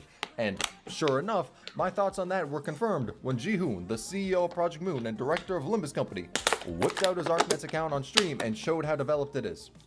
Yeah, I'm gonna say it. This event came to be because they love Arknights. So much to where it perfectly encapsulates what the story is about, and I want to explain that to anyone who doesn't know the lore. And on the other side, I want to explain what this collab has done that's important for Arknights' lore for the Arknights players who haven't touched Limbus Company. And there are going to be spoilers. Okay, that's perfect for me. For which episode/events they spoil and where to skip in the video to avoid them. Though, I won't lie, most of the video will be spoilers. It's hard to explain what the story is built around without doing that. And when it comes to spoilers, here's something I want to say that I don't think you need to follow it, but I do wish to get my thoughts out there. And it's that I love Arknights' story, but it's rough to get into, especially when you go from Limbus. In Limbus, the stories are mostly voice acted and are relatively quick to get through. In Arknights, there's no voice acting in the story aside from really rare occurrences, and the word count of the entire story is longer than reading the Bible front to back 3 times over. By the way, I am not making a joke, I am being dead ass. To me, it's not really too big a deal and the newer events have had much better pacing, so I'm fine with it. But the people who are looking into playing the game and reading the story, after you heard me say that, there's a non-zero chance you decided you're never gonna touch the game. Which is why I want to say that if you're looking into playing Arknights, hearing spoilers about the story might not be terrible because it could make you interested enough to actually play it. to take that first step. And hell, when it comes to me personally, I've experienced like half of the event stories and still enjoyed them after being spoiled about them, mainly because the community just has a fucking problem with tagging spoilers, especially considering the 6-month gap between CN and Global. But I just want to say that end of the day, if you want to get spoiled or not, that's up to you, but that was just my 2 cents as someone who knows the story. But to start off the explanation, let's talk about what the Seaborn are, the basics. This is the bare bones explanation. Yes, we gotta also watch the animations, the animation trailers and stuff. But the Seaborn are a collective hive mind that refer to themselves as the We Many. The main trait of them is their adaptability. Because of this, Aegir has a weapons classification system they use against the Seaborn. They separate the weapons into tiers and use the bare minimum effective weaponry against them to slow their evolution as much as possible. And the main reason this could be done is because Aegir's technology is way more advanced than any other nation in Terra, which says a lot when you look at the world. I mean, you got Victoria making steampunk mechs, Columbia pushing the boundaries of science, ethically or not, and Ursus making damn near eldritch abominations when it comes to their Emperor's blades. Yet none of them hold a candle to Aegir. Before the Seaborn went to attack, they had constant debates to find the best course of their country. They engaged with and were very talented in all of the arts, singing, sculpting, dancing, you name it. Hell, they even had plans to go into outer space to be the first nation on Terra to do that. Ever, bro. But it all changed when the Seaborn nation attacked. Well, not really much of a nation, more so a force of nature, but you know. However, the entirety of Aegir was derailed, and instead of focusing on going to the stars, they fully dedicated themselves to taking out the Seaborn. They view it as their duty to the rest of Terra, and thank fuck they do. Because unironically, without them, everybody's dying. Yeah, this is an exaggeration, by the way. Everybody's dying. So put it into perspective, Crazy. And this is not spoilers, just it's alternate timeline stuff, so don't worry. In an alternate timeline where the Seaborn had a god that got them past Aegir, they either killed or assimilated everyone on Terra. Aegir was the biggest threat. After that, people went down like dominoes, even with everyone on Terra working together, for once, to try and stop them after they became too big of a threat. Nice. But when it comes to mainline canon stuff that shows the difference between Aegir's ability to handle the Seaborn compared to the rest of the world, let's look at the Profound Silence. So at one point in time, Iberia wasn't a shithole. Surprising, I know. In fact, they had a golden age where they controlled most of the southern coastline. They were one of the most formidable nations, and their biggest strength was their navy. The technology was bolstered by Aegirians that had come to land and helped them, but those Aegirians also tried to warn Iberia. They warned them about the Church of the Deep and the Seaborn, but it really did nothing. During that time, Iberia had immense pride in themselves, that whatever happened, they would be prepared. And that arrogance was wiped away when the Profound Silence came. The best explanation for it is from the Inquisition records of it. The ocean sank into an unprecedented silence. Anomalies appeared across the shore as violently ebbing tides and irregular waves heralded the coming of disaster. All sounds were smothered, from waves crashing against the shore to the chiming of city clock towers. All noise faded away until the voices of the people all disappeared as well, until the wind was still. The profound silence came without a sound. Then what plunged Iberia into its current state was a tsunami. A tsunami that wiped out most of their... Like this is like still alternative universe stuff, or am I like did I miss something? ...naval fleet, the lighthouses, and sank the capital of Iberia. Which is why, when you look at the map of the world, where Iberia is very Oh, it's jagged. canon! That's because half of it got submerged by the tsunami.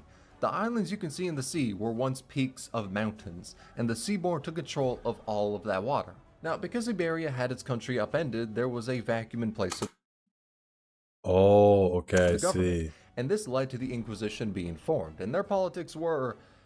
immoral is the best way to say it. Because of the Church of the Deep, the Inquisitors took action against pretty much any Aegir that was on land, either by forcing them to leave Iberia, taking them in for questioning, or killing them. Now, at first this does seem extreme, because it is, but Irene's take is pretty much the most moral one from an Inquisitor on this, where she believes that what Iberia did was morally bankrupt, but it was needed as Iberia was a country teetering on the brink of collapse, because of the silence in the church, and the church wasn't doing unimportant stuff to Iberia either. Before the silence, they had infiltrated Iberia's own churches and changed their religious texts to align with what they want of humanity.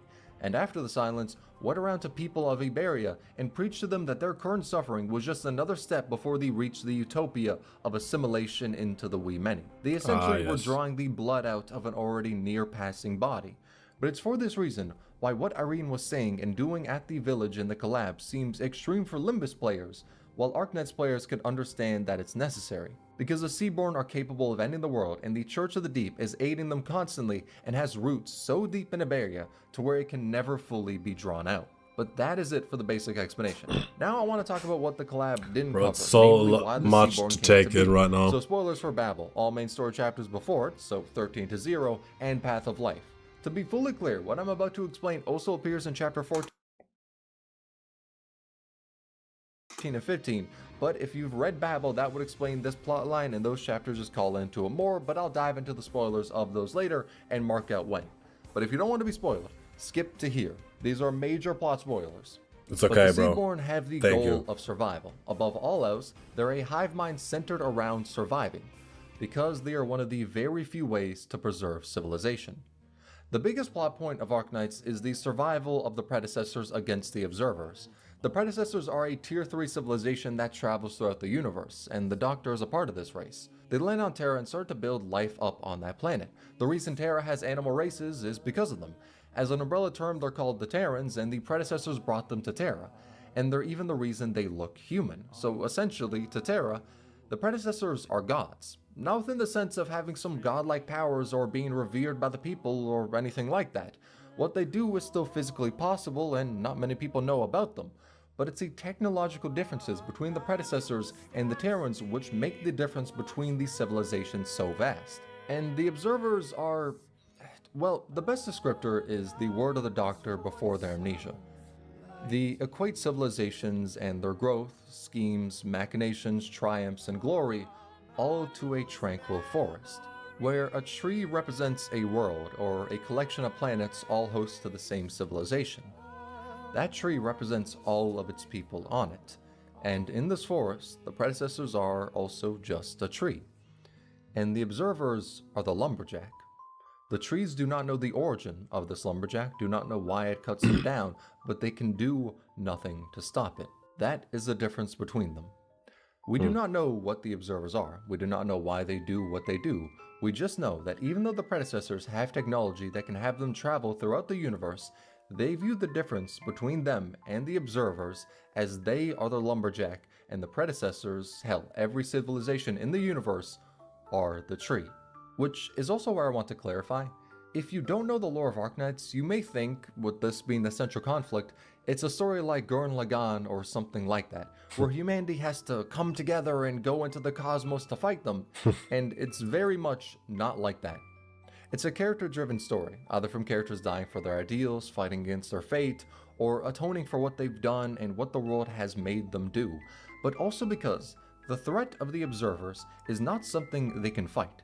It is not something Terra can come together and challenge. It is something they can flee and hide from, and that is it. Not to even mention that most of Terra doesn't even know about the predecessors, let alone the observers. Like, for example, the reason Aegir is so advanced is because they found technology left by the predecessors. It's the reason behind their extraordinary growth. But if the predecessors are so advanced, where are they in the story? Why does Aegir, with the dregs of their technology, take center stage as the smartest nation on Terra in place of the predecessors? It's because the observers have already killed most of the ones on Terra. From the passing explanations we've heard of it, it was described as a crisis. Not a battle, not a war, a crisis where the observers came and most of the predecessors were wiped out. Only a few survived. And after the crisis... Wait, like, I'm kind of confused right now. Where the observers and most of the predecessors were wiped out. I thought the predecessors were the ones who were like gods, basically, and would see all other life forms in the universe as trees. Like, did I mix something up? I feel like I mixed something up. Only a few survived. And after the crisis, the predecessor shielded Terra with the Star Pod. It was a creation where it would pretty much be an energy barrier around Terra. Okay, the predecessors were basically gods of the Terrans. They also had this crazy technology which was found and left by them, and which was found by the Aegir, which made them so advanced. And they probably left it on Terra because they were going there and did their stuff, did this crisis to the Terranians, I'm gonna call them. But he just said, not a battle, not a war, a crisis where the observers came and most of the predecessors were wiped. Doesn't he should have swapped that, right? Like the predecessors came and most of the observers were wiped. Yeah, I felt like it's like when I'm like not super stupid, like sometimes I don't get some things for real. The predecessors were also part of the tree because in the eyes of the observers,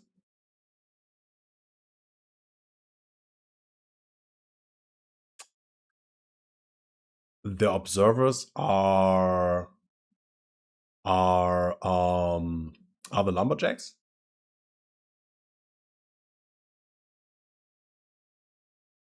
You gotta help me get this Kliyama.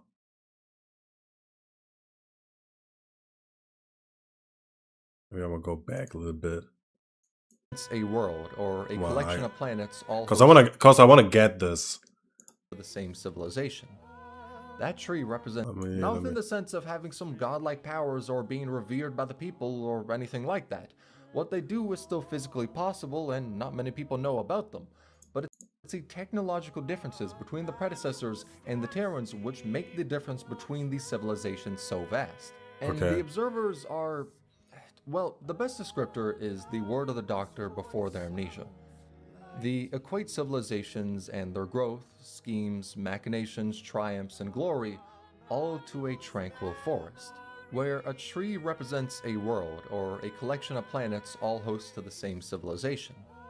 That tree represents all of its people on it, and in this forest, the predecessors are also just a tree. And in this forest, the predecessors. Oh, can we just talk quickly about the predecessors? Like, I didn't got like what he was. Maybe I can also like go back because I didn't get what made the predecessors like so special on Terra. Then, like, I didn't got what he was. The biggest plot point of Arknights is the survival of the predecessors against the observers. Where was this? Like, he was showing Ayafeala, like other characters. We'll still don't know what even is the observers. Yeah, but do we know more about the predecessors or something? Where was he talking about this? Let me find this real quick, guys. Here. Yeah. Okay, let me check this real quick. The biggest plot point of Arknights is the survival of the predecessors against the observers. Oh, okay. The survival of the predecessors against the predecessors are a tier 3 civilization that travels throughout the universe. The Doctor is a part of this race. They land on Terra and start to build life up on that planet. Okay. So they like kind of good people. More races is because of them. Lol. Okay. As an umbrella term, they're called the Terrans, and the predecessors brought them to Terra.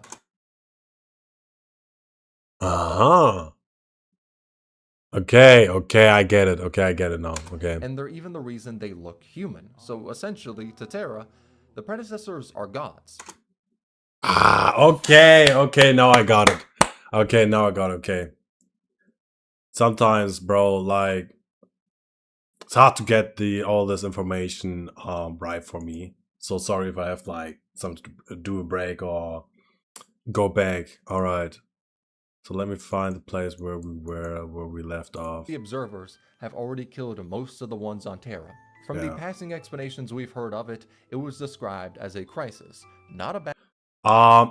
So like as I understood it, the Doctor is also someone like the predecessors were a tier 3 civilization or life form.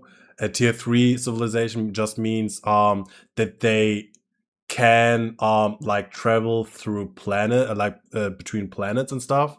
So like I think this is like actually a concept we have also like in our world where we are probably a tier 2 civilization. I don't know what the tier 1 civilization is, probably animals. We are tier 2 where we like completely travel through the world. I don't know what the like the actual like definition and the characteristics are of these tiers, but now we tier 1. We tier 1. I'm not sure. I literally don't know like what the difference between tier 1 and 2. But he just said that the doctor's also in the race of the tier 3, like he like as if he would also wanna be one of like wanna get to a tier 3 civilization, as if I understood. If we are tier 1, our race wouldn't have been wiped out. Oh, tier 1.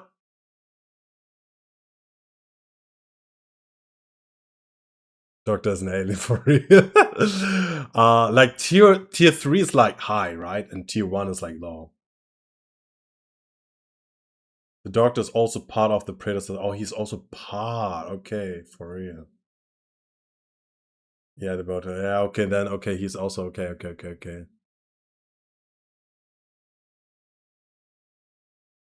Okay, he's actually okay. All right, thanks for the clarification, guys. I actually don't know how high tier 3 is or how low. Let me check something real quick, guys. What is a tier 3 civilization? A tier 3 civilization or type 3 on the blah blah scale is a hypothetical civilization capable of harnessing the energy output of an entire galaxy. Okay, we're not even tier 2 probably then. Yeah, like it's like basically how far advanced life form civilization is and how they can sustain themselves in what way and from what energy sources. Like we can barely get a fraction of energy of the sun, basically. The one is a one that can harness and utilize all the no, it's all the energy, bro. What the hell? Like we're tier 5 or something, bro.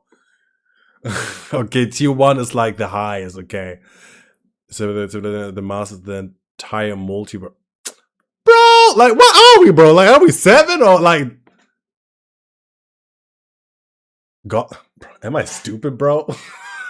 Tier 1 is like civilization who have energy but doesn't use the full planet's resources. Okay, this is like tier 2 can use the whole planet's energy and moves the planet. Okay. Like, bro, like, why am I stupid? Didn't he say like tier 1 is like it's one that can harness and control all the energy resources available on its home planet, bro? I didn't finish the sentence. Sorry, guys. We ain't even tier. Yeah, okay, guys. Sorry. Okay, we're tier 1. Okay, got it. Okay. We're tier 1, guys. I don't know, like tier 1 doesn't sound so bad. A crisis where the observers came and most of the predecessors were wiped out. Only a few survived. And after the crisis, the predecessor shielded Terra with the Star Pod. It was a creation where it would pretty much be an energy barrier around Terra. It's invisible, yet it causes anything attempting to go beyond it to fail.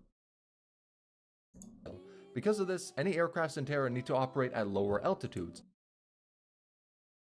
But the reason it exists is to visually shield what is happening on Terra from what is out there in the universe. The fakes. It is essentially a fake sky. Because of this, in Terra, there, you guys. You can't find where to go by looking at constellations or anything like that in the real world. The stars are constantly shifting. The only thing you can see beyond it accurately are the twin moons of Terra. That's it. It made Terra unable to think about going out into space, minus the Aegir who were trying because they had the technology of the predecessors. But to put it into perspective, the people of Terra do not know what the word universe is. The actual world itself is a concept they cannot understand, and they're not unadvanced. They got cities and technologies equal to real world stuff, but this star pod cut off space to where no one knows anything about it. It's a shield for Terra. You can break it, but that requires so much energy and requires so much give it a bit of time, it'll just repair itself. That is the level of what they were aiming to do to just survive. Crazy. They had other plans as well, most of them ended in failure, but one of them was a Seaborn. The plan of what they did was to wait, what they were aiming to do to just survive. What does the Seaborn have to do with this? They had other plans as well, most of them ended in failure, but one of them was a Seaborn. The plan of what they did was to take some Fairnamuts, they are essentially gods native to Terra, and the predecessors bioengineered them to become living arcs to preserve humanity.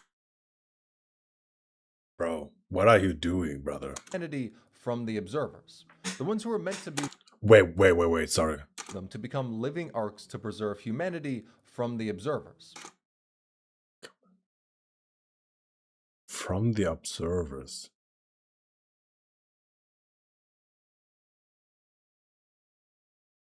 This is just a hand, by the way. Ooh, great. Ooh, it's like this. Bro is big AF. Bro, and this is why I love these Abyssal Hunters, bro. Like, they had to fight against, like, these ultra strong, big-ass, godlike creatures under the sea.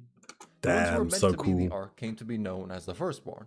However, the experiment ended prematurely because the observers were wiped out by most of the predecessors before it could be completed. Because of that, the Firstborn aren't doing what was intended of them. There's a few of them to talk about, but I'll only focus on two, Asharmala and the Primordial Lifespring. So, during an Agarian expedition into the Manta ruins left by the predecessors and what the Agarians believed to be the birthplace of their civilization, an Agarian named Martis made contact with Asharmala, and there he saw visions of what wiped out the predecessors, and over the course of many days of contemplation, thought that humanity was doomed. But he also saw visions of the Firstborn devouring all life and evolving to the point of even being able to feed on celestial bodies as a way to evolve and survive. He saw visions of civilization having no hope for a future, and then was shown one small possibility of survival. And because of that, he willingly ate one of Asharmala's cubs that offered to be eaten and turned into a Seaborn. From there, he escalated the growth of the Seaborn's assimilation, with the goal of just giving humanity a chance to live. He thinks Aegir and the entire world should help the Seaborn, that they are genuinely a savior for them.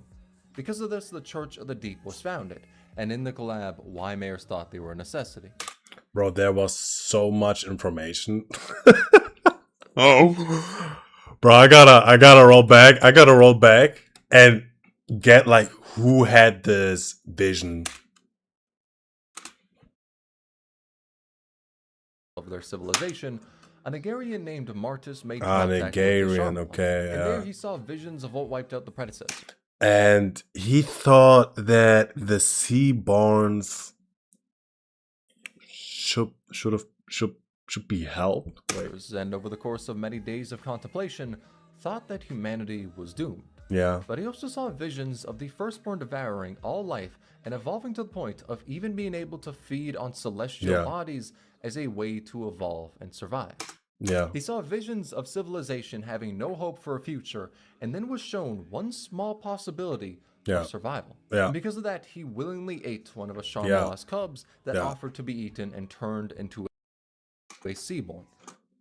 He was turned into a Seaborn because he ate that willingly ate one of Asharmala's cubs that offered to be eaten and turned into a Seaborn. From there, he escalated the growth of the Seaborn's assimilation, with the goal of just giving humanity a chance to live. Yeah. He thinks Aegir and the entire world should help the Seaborn. Yeah. That they are genuinely the Seaborn and growth of the Seaborn's assimilation, with the goal of just giving humanity a chance. Am I stupid? Asharmala's cubs. Shamala. What is Shamala? Is Shamala like a Seaborn brother? Or am I stupid? Or was it the bioengineered thing which it had to do something with the observers, bro? Let me get this straight.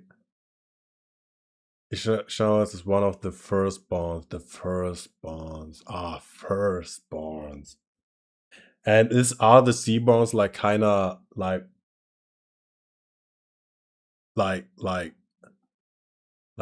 they're not like, how do you say this?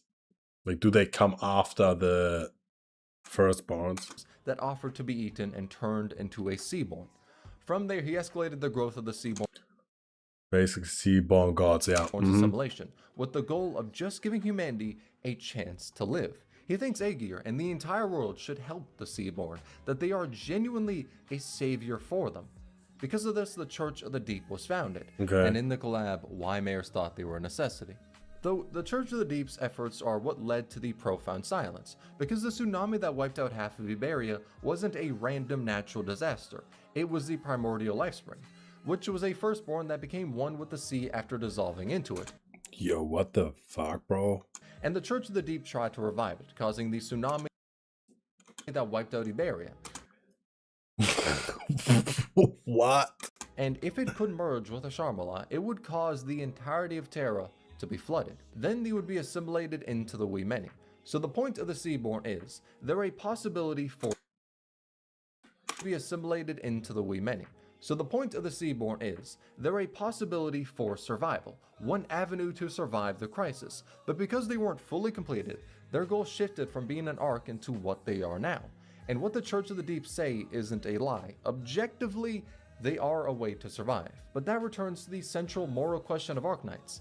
Is it fine for one civilization to control the fate, the trajectory, the lives of another if they do not have a way to survive what will wipe them out? And this is a question that is expanded on and debated in the main story, and the collab gives a very direct line for that question, which, to be honest, we're yet to see.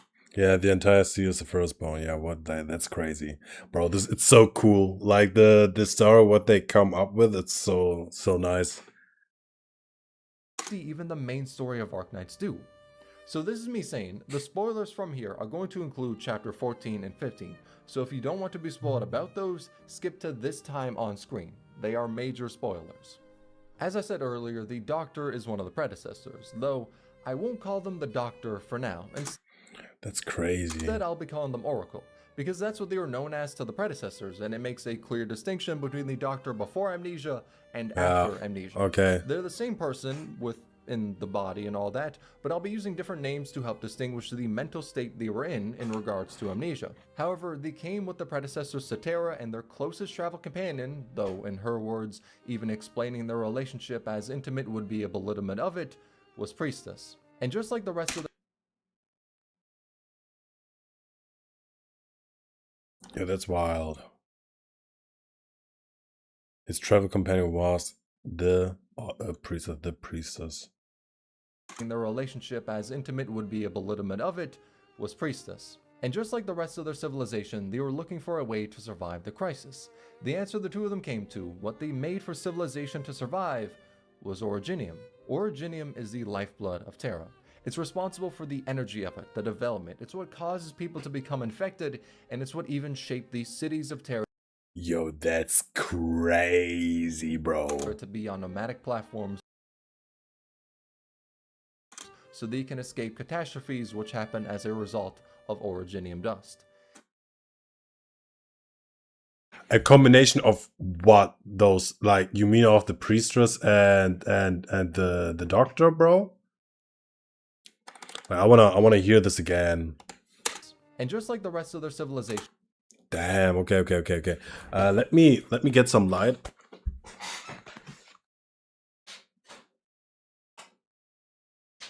Do I have something to eat, bro?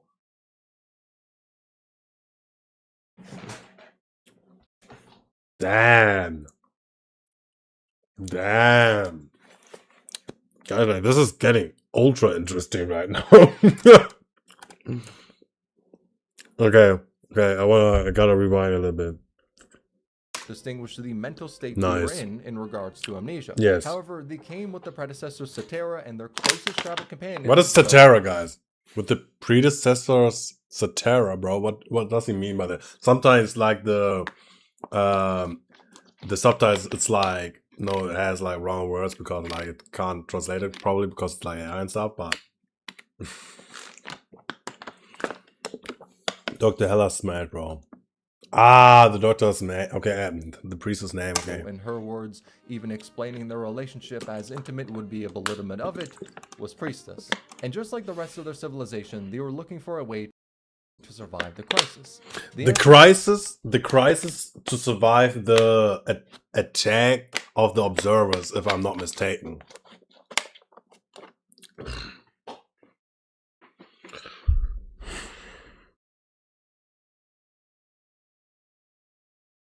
It's just the predecessor's name.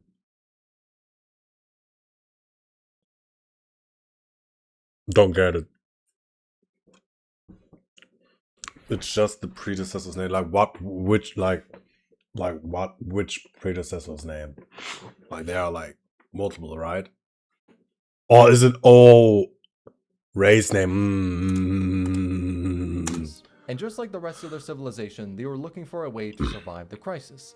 The answer the two of them came to, what they made for civilization to survive, is Originium. Originium is the lifeblood of Terra. Crazy. It's responsible for the energy of it, the development. It's what causes people to become infected, and it's what even shaped the cities of Terra to be on nomadic platforms. Like, what is this, bro? Nomadic platforms, brother? Like, what are we talking about, brother? Like for real. Catastrophes which happen as a result of Originium dust. And it's even the reason the Terrans evolved to resemble humans. The entirety of Terra is shaped by Originium, and it is not natural. It was man-made by Priestess and Oracle. The possibility it gave humanity was the ability to be assimilated into its own universe. Because Originium, even though it can be used for so many different purposes, is able to store vast amounts of information. That was the way to save humanity. It was so important to our Oracle, when describing what the observers did to them and what the Originium they left after was, said, "On this day, the lumberjack raised his axe as usual, and another tree fell before him. But after the lumberjack turned away, branches sprouted from the stump, and the broken branches rejoined. The clearing made by the lumberjack grew dense with trees." The clearing made by the lumberjack grew dense with trees once again.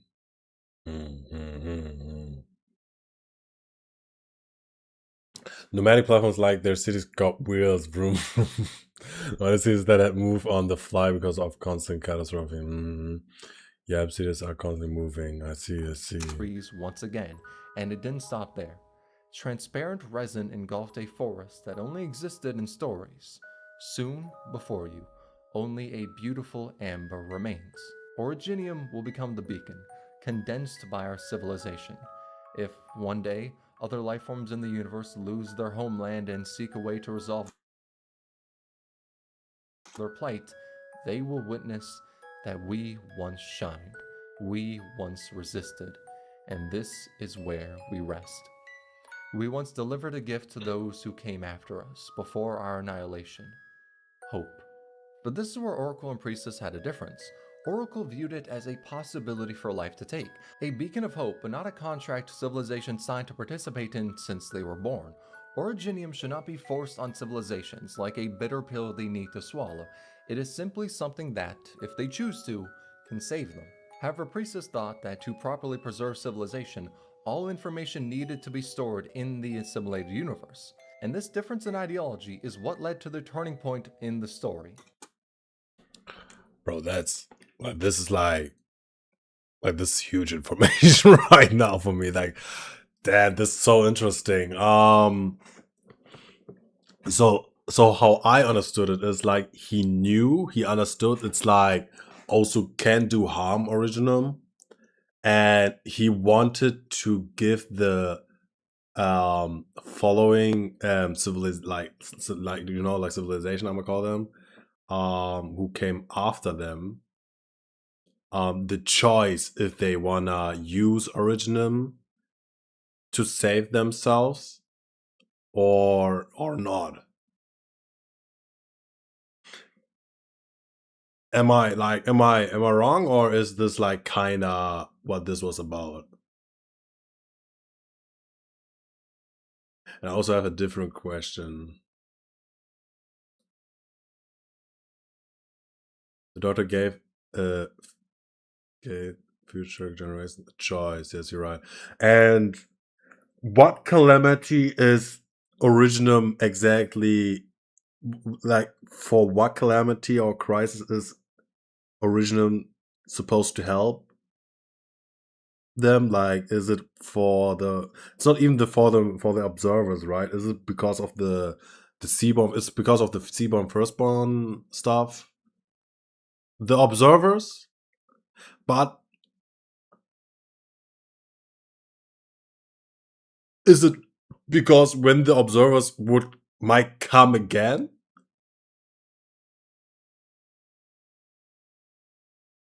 Or what exactly? Cause I thought they were gone anyways. Somehow, like in the yes, when they come, they might have a chance at survival. Oh, okay, it's like when they come again. Okay, short recap. Like, what was the thing about the firstborn and seaborn? So, like, there was like another like crisis Terranians have to deal with, don't they? It's like the seaborns or potentially a firstborn, which are like kind of hostile because like they are kind of unfinished and could lead to like annihilation. Kind of, they never gone. They're Lamajets that will probably just go to different planets. Yeah. I mean, you know, yeah, but they could come back again. Okay, I get it. I think I get it. Harvest human lives or like lives in general, where the very first sea was created in order to find a way for civilization to. Oh yeah, right. So backfiring, basic. Okay, but who did the first bonds? Was the predecessors, right? But it had something to do with the observer. Was it just because it should help them, or was it because probably because it should just help them? The predecessors created the sea bonds.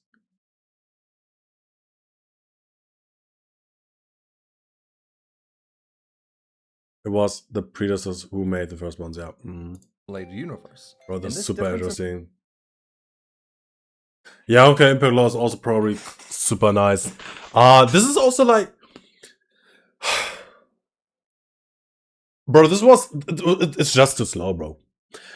I loved, for example, Honkai Star Rail. I loved it because like it had like deep ties to, or what deep ties, but like a good connection to Honkai Impact Third. But I hate that it like didn't like it was kind of like Genshin, like there was like so many like side shit, and but I wanted to know like I hate it when it's like when the main story isn't progressed, like for example in ZZ. Where was Lantern? For example in ZZ also, like in the beginning they teased like vision the siblings had, and bro, like it's like I swear to God, like we don't know what it's about still. And was also said like there are like other AIs, 12 in total, which are like fairy.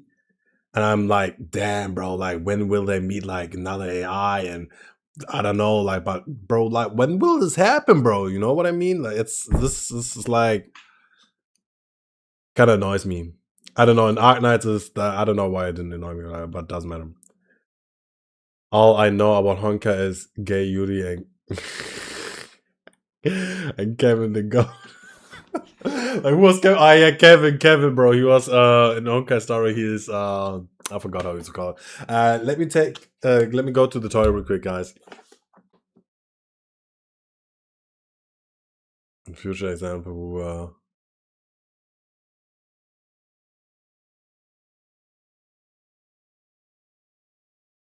Yeah.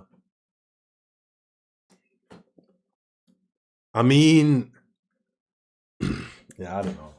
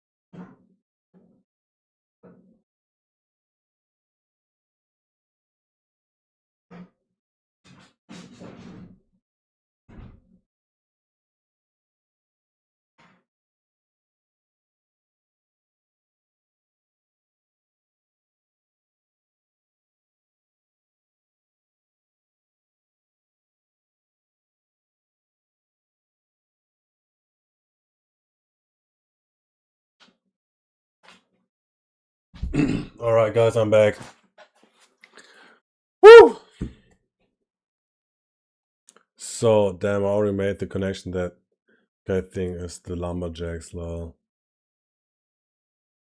The 3 is multiplies and error on where Horriverse counts in the different planets or stars. Yeah. You mean like that Honkai has like a similar concept?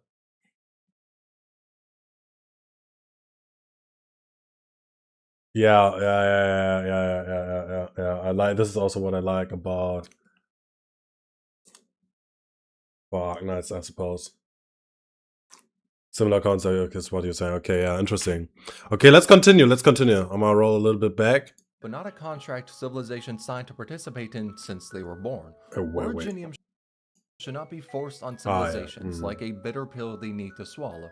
It is simply something that, if they choose to, can save them. However, Priestess thought that to properly preserve civilization, all information needed to be stored in the assimilated universe. And this difference in ideology is what led to the turning point in the story, Babel.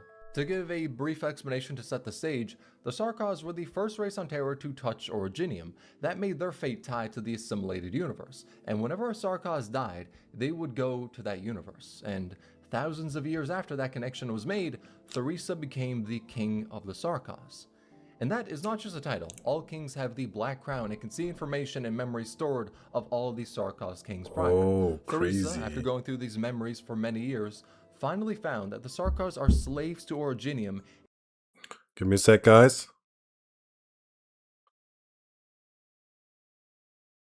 Okay, I'm back. And she wanted to break that connection. To allow the fate of the Sarkaz to finally be free. To allow them to rest. Because they didn't choose to go to the assimilated universe after death.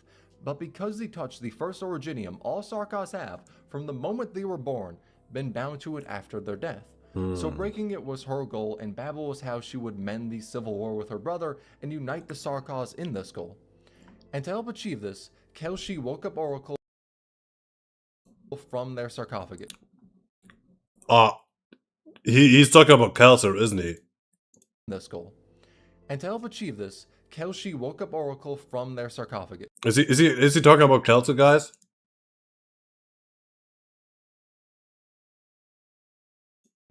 They stayed in there to preserve themselves until Originium was at a point where it could be used to save civilization. But Kelshi woke them up too early. Originium was yet to grow as much as it needed to. Kelshi, okay.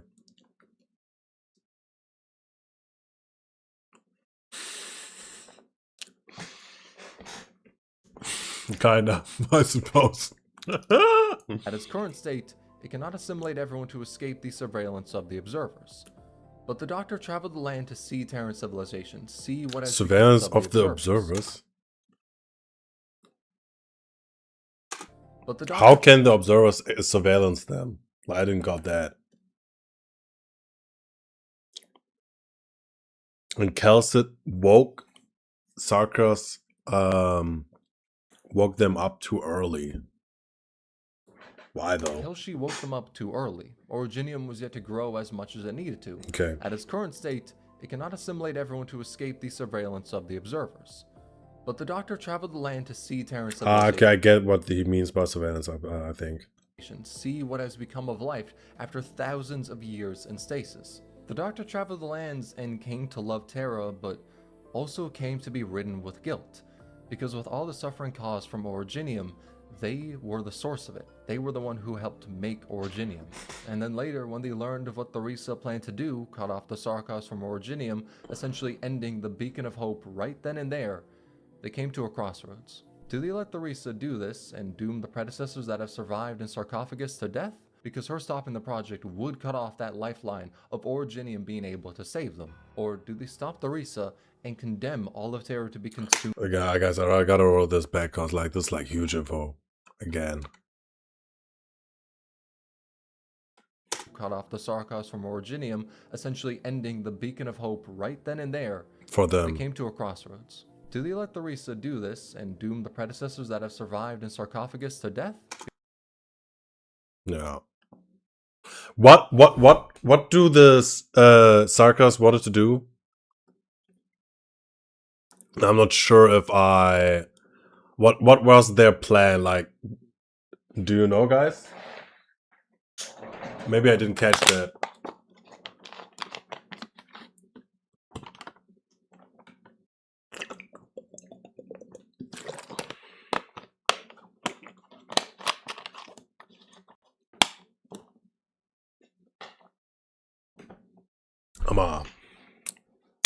I'm gonna hope that Monroe, yeah, I hope you back me up.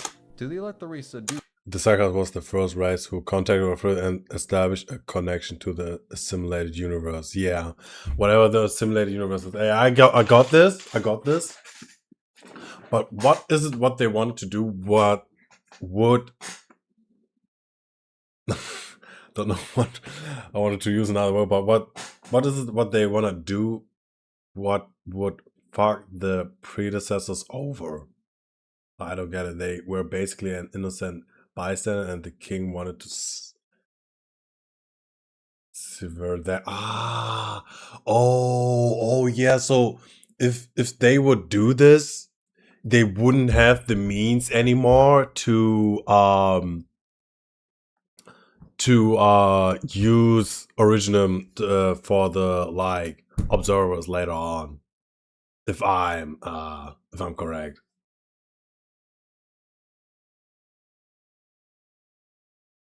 If I understood correctly.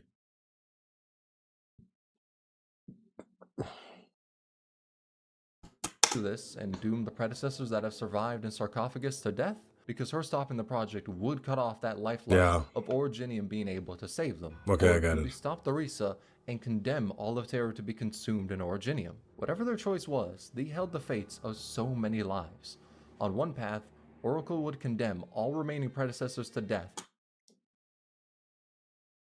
and cut off a ray of hope for the entire universe, but on the other, they would have to betray Kelshi, Amia, Theresa, Bab. Wait. Universe, but on the other, they would have to betray Kelshi, Amia, Theresa, Bab. Why is Amia also on the side of Sarkas, guys? And who's Babel, bro? And the entirety of Terra they came to love. Damn. For a way to survive, not even as people, but as information within a simulated universe. Do they kill their civilization to let Terra be free with no chance to survive the coming crisis, or do they condemn all of Terra because their civilization has a chance to survive?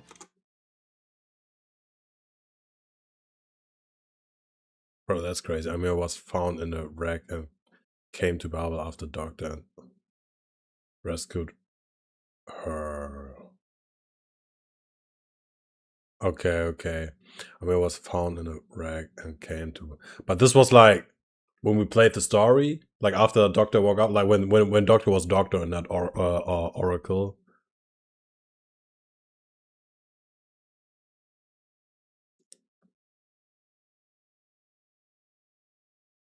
And Oracle didn't know what to do.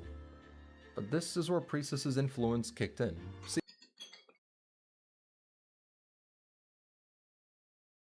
that is ultra interesting. This part of the story is during the side story Babel. Ooh. See, the predecessors have a brain implant called a linchpin. It helps preserve their memories and consciousness while traveling. Oh no, I think I see where this is going. So this is like...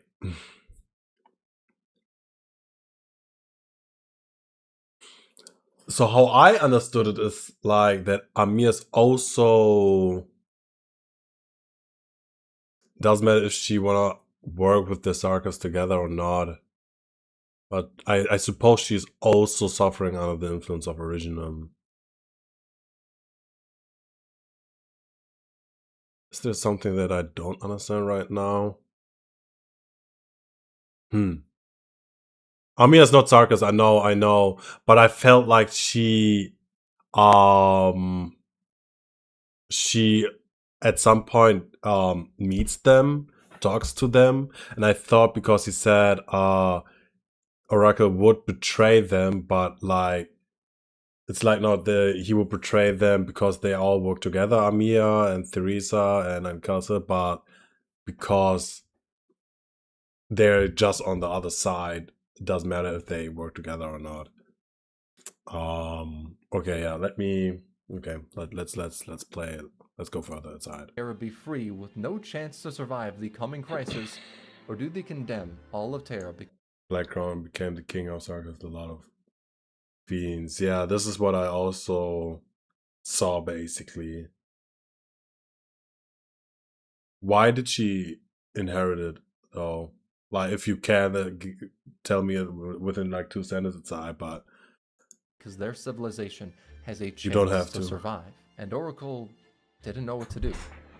But this is where Priestess's influence kicked in. See, the predecessors have a brain implant called a linchpin. It helps preserve their memories and consciousness.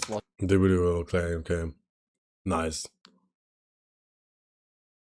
Traveling throughout the universe. It makes their consciousness come to a stimulated world where they can enter into debate with their paired companion. Imagine it as basically dreaming, and Oracle's companion was Priestess.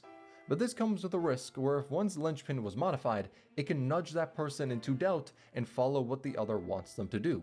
I've heard people explain it as mind control, but to me, I don't really like that explanation. I view it more as something that can nudge and push someone within a direction. And when you're at the doctor who is teetering on the edge, looking at which civilization they have to betray and kill, that linchpin means a lot. As when the doctor saw the pain that Originium caused Terra, they were consumed with guilt. What they did to try and save everyone caused the infected, catastrophe, suffering, death. It ruined people's lives. But Priestess tampered with Oracle's linchpin to have debates centered around letting the Originium project achieve its goal at whatever cost.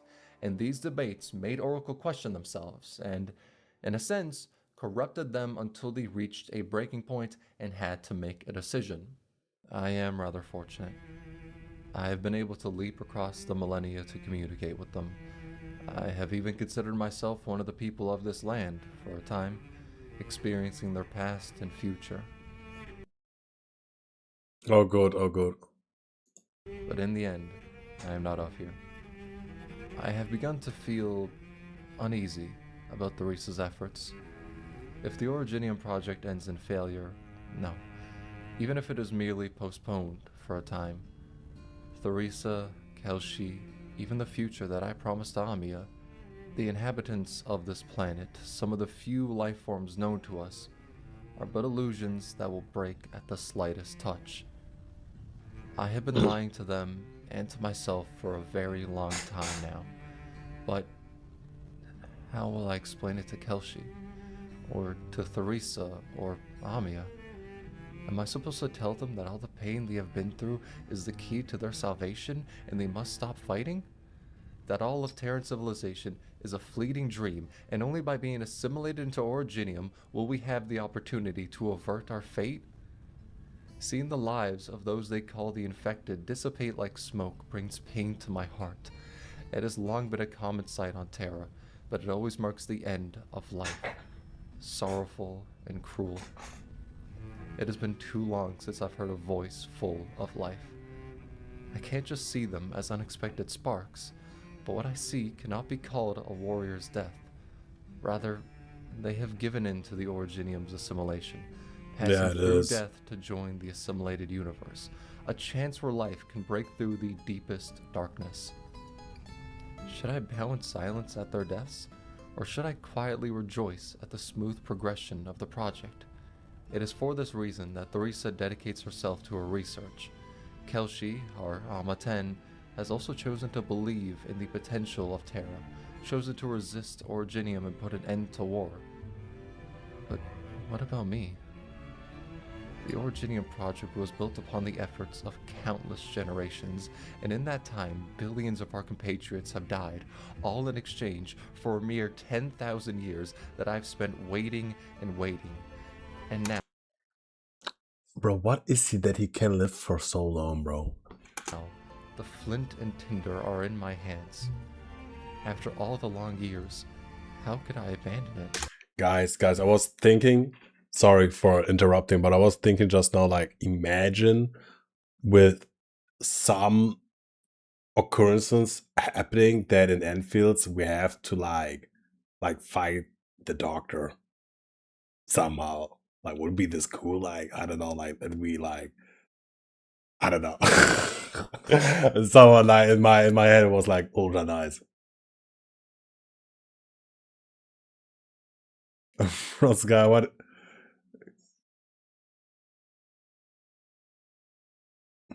Is this like lyrics, brother? He was put in the circumstances, which is basically cryosleep. So, yes, been sleeping for. Oh, okay. Because Terra has left me pleasantly surprised in a few short years?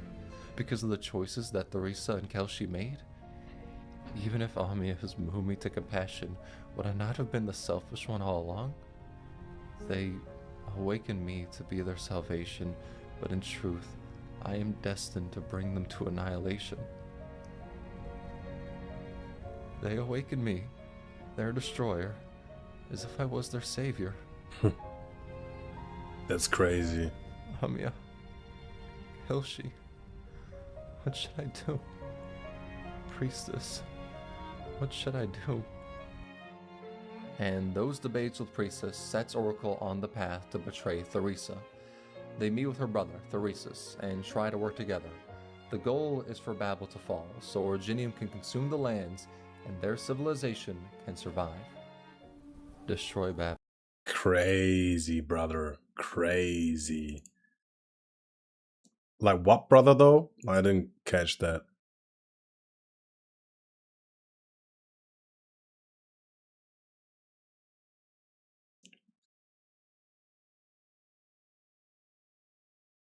What do you mean by sarcophagus? Sorry, like I'm not sure what you mean by that, or maybe I missed the and I could never. Arknight, oh, they're for real, right? That's what I would say, bro. Like, they meet with her brother, Theresus, and try to work together. The goal is for Babel to fall, so Originium can consume the lands and their civilization can survive. Destroy Babel, scatter her followers. Let Theresa in on your plans. Unify the Sarkaz under a Kazdel ruled by the military commission. Is the device used by the doctor to sleep for 10 hours? She and I have never relied on the charity of our enemies in the course of leading Kazdel to where it stands today. It is true that this war will only end with the decisive defeat of one of us. But you should not be the one to propose it. Proceed. Tell me more of why you would make this request, evil spirit of an age long gone. You already know. There are no surprises here. Considering the near 200 years you and Theresa spent working together, you should be able to guess. I seek the expansion of Originium. Babel's struggles will only prolong the dying gasps of this land, Theresus. No matter if you resist it or accept it, Originium will take on myriad forms, drawing all of creation into her embrace. Have you ever looked up at the sky? Beyond that sky, far beyond the twin moons, there is a place that we would once return to, where we would sleep peacefully. But I am the only one left, here, speaking with you. In the course of the Sarkaz's eternal search for the remains of dead gods to fend off your enemies, have you ever wondered, why did those gods die? The burden I bear is greater than the future of the Sarkaz. If I must destroy some things to create a ladder I hope for, I will do it. It's all I can do. Crazy. All because of the influence by light. So we gotta delete HSR and ZZ because next patch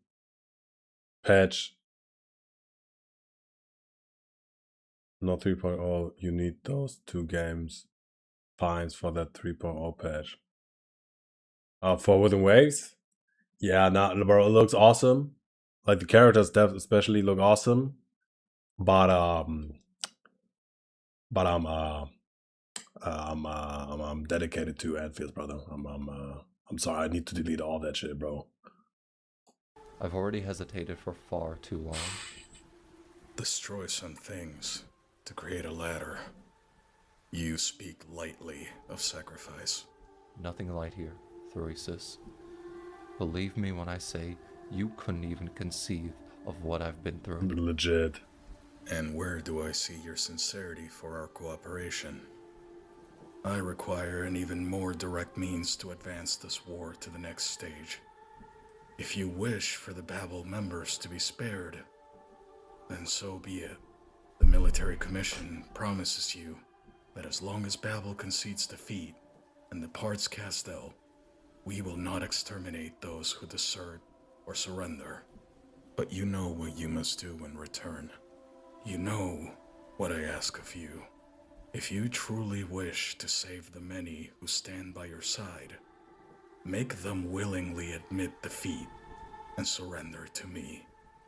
Then slay their king. Destroy some things to create a ladder.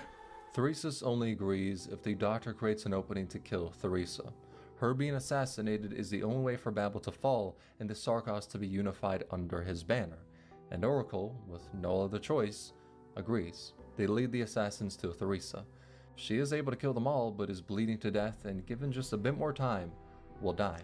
However, she reaches out to Oracle and knows that, despite the betrayal, they don't truly want this. She knows the sincerity and love they have for the world, Kelshi and Amia, but their memories are chaining them, taking them prisoner and not letting them do what they truly want. So, Theresa decides to take out the Doctor's memories with her arts and erase them, to finally free the Doctor from the chains their memories and... Guys, who was Theresis, like that dude he just talked to?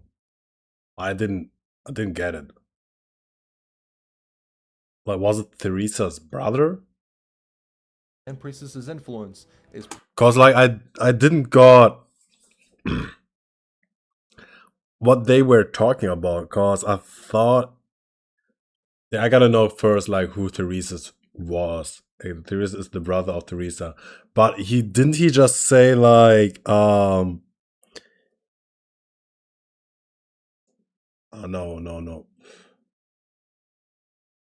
They just talked about I'm so confused again, bro.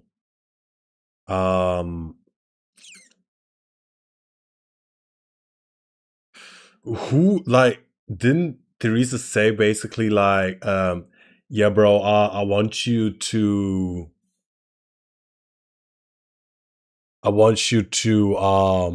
surrender Teresa or like the priestess to us. Probably the priestess, right? But then he said like he agreed and to the assassination of Teresa. Like this is where I like kind of mix things up.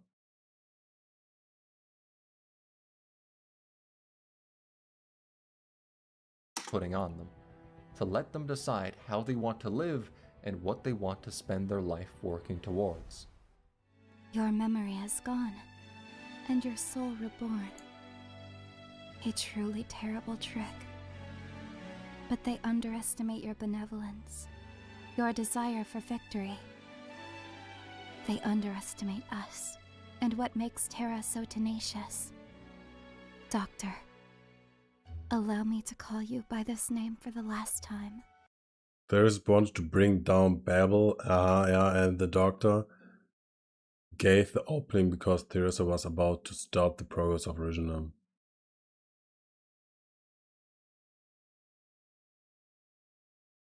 And the Doctor gave the opening because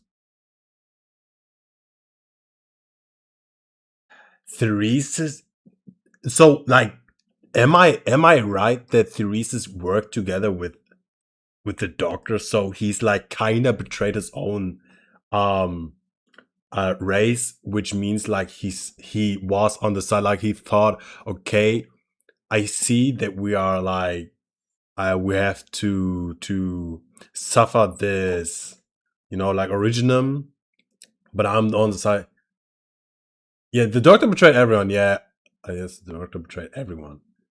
I mean, Theresa's like he fought for the original project. Is what I'm understanding right now.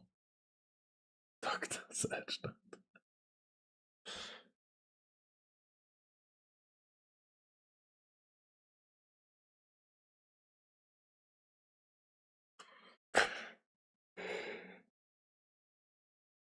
Cause like Sarkis is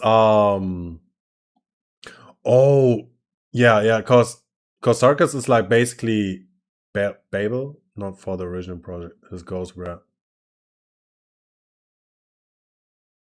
unification of the Sarkis.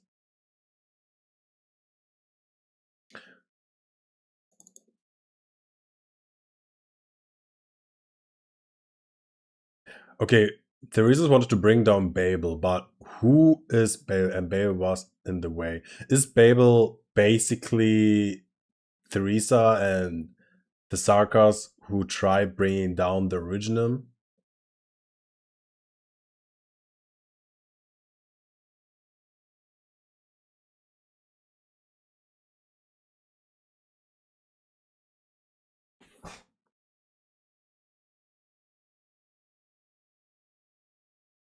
By Theresa. Theresa, right? Uh-huh.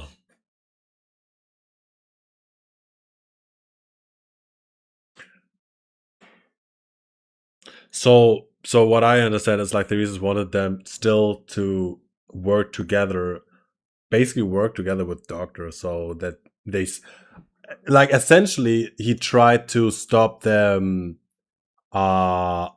Like this is like I mean like he also like basically tried to make them stop fight against Originum, because like why would he work together with, or did he also, or it was probably more complicated than that, because like unification doesn't mean like stopping originum. I don't know why the Sarkis has had to be where like like separate, like not separated, but like yeah, I do as well. It's like super interesting. This is like it's ultra fun, and I'm so glad that Miroshi is here. Cause otherwise, I've been like, bro, I would get anything. For real, for real. I need to go to the toilet real quick. I'll be back.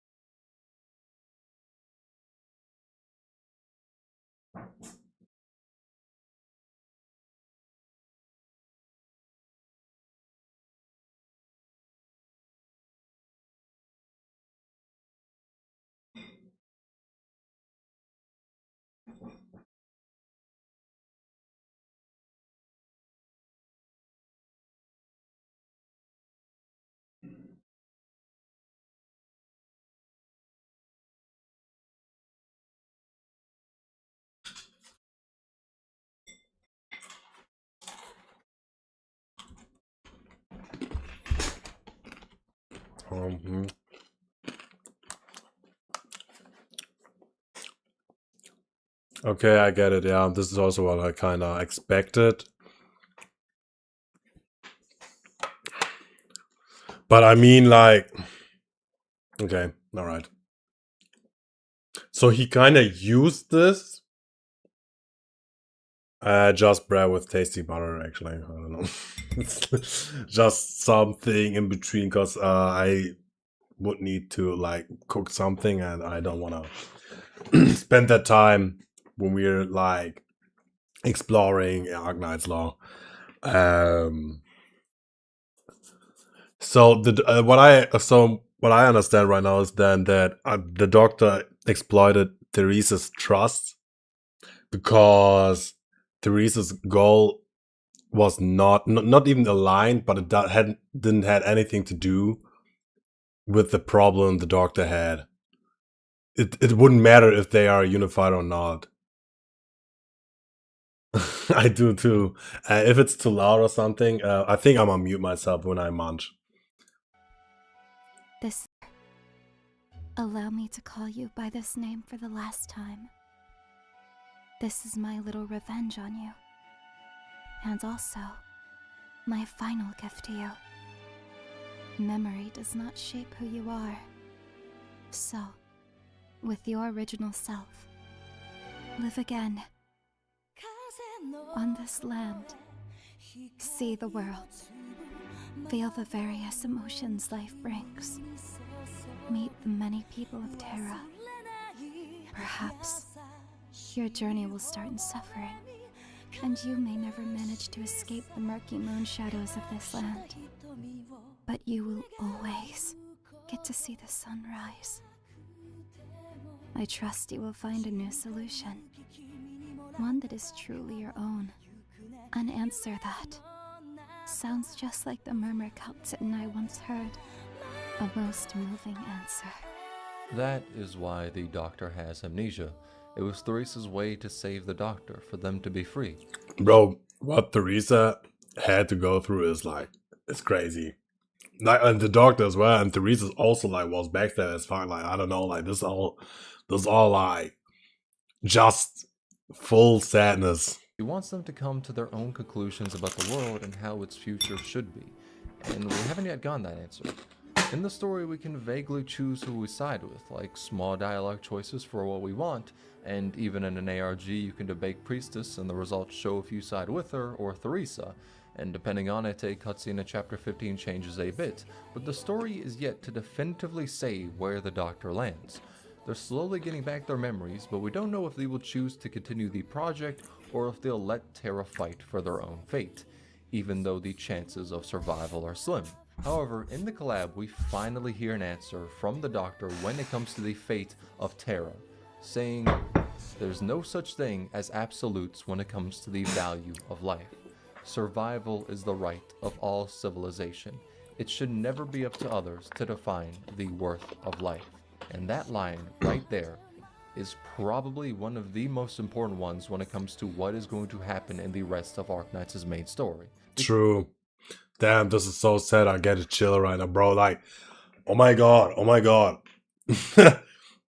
This line is crazy, cause let's say originally would be the only solution for this like calamity in the future.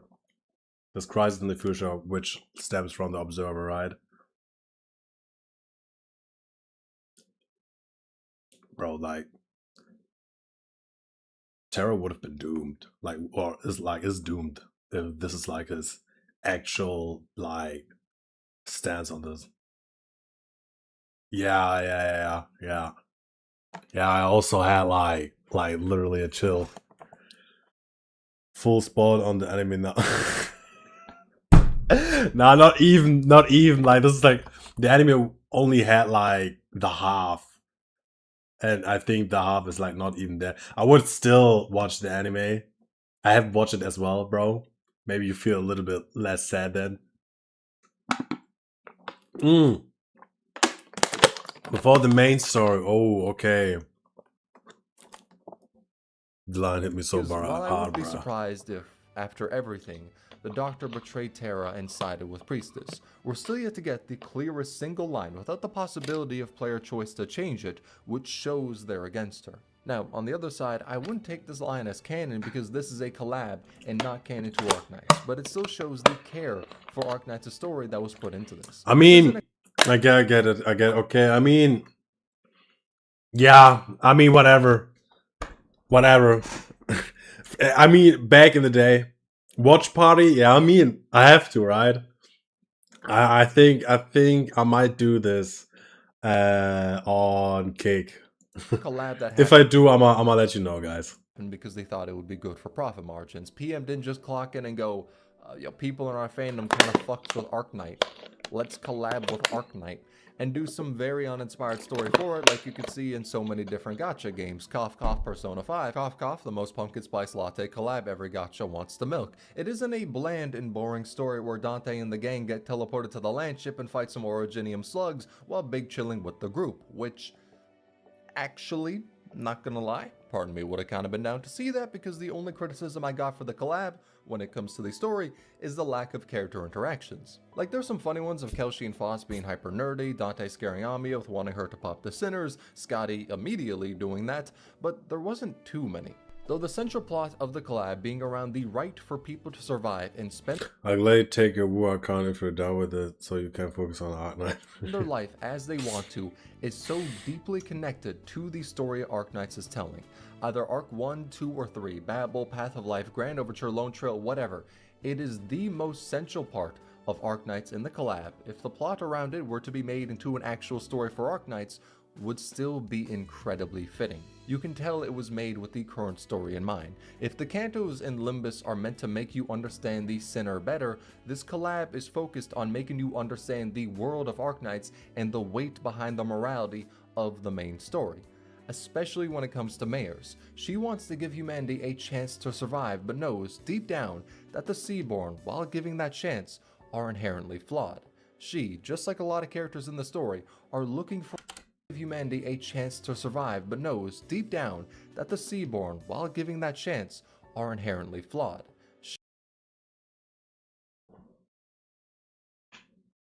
Endfields, you mean? Yeah, I don't know if it comes or will be. I would suggest they will. I assume they will get it on console as well.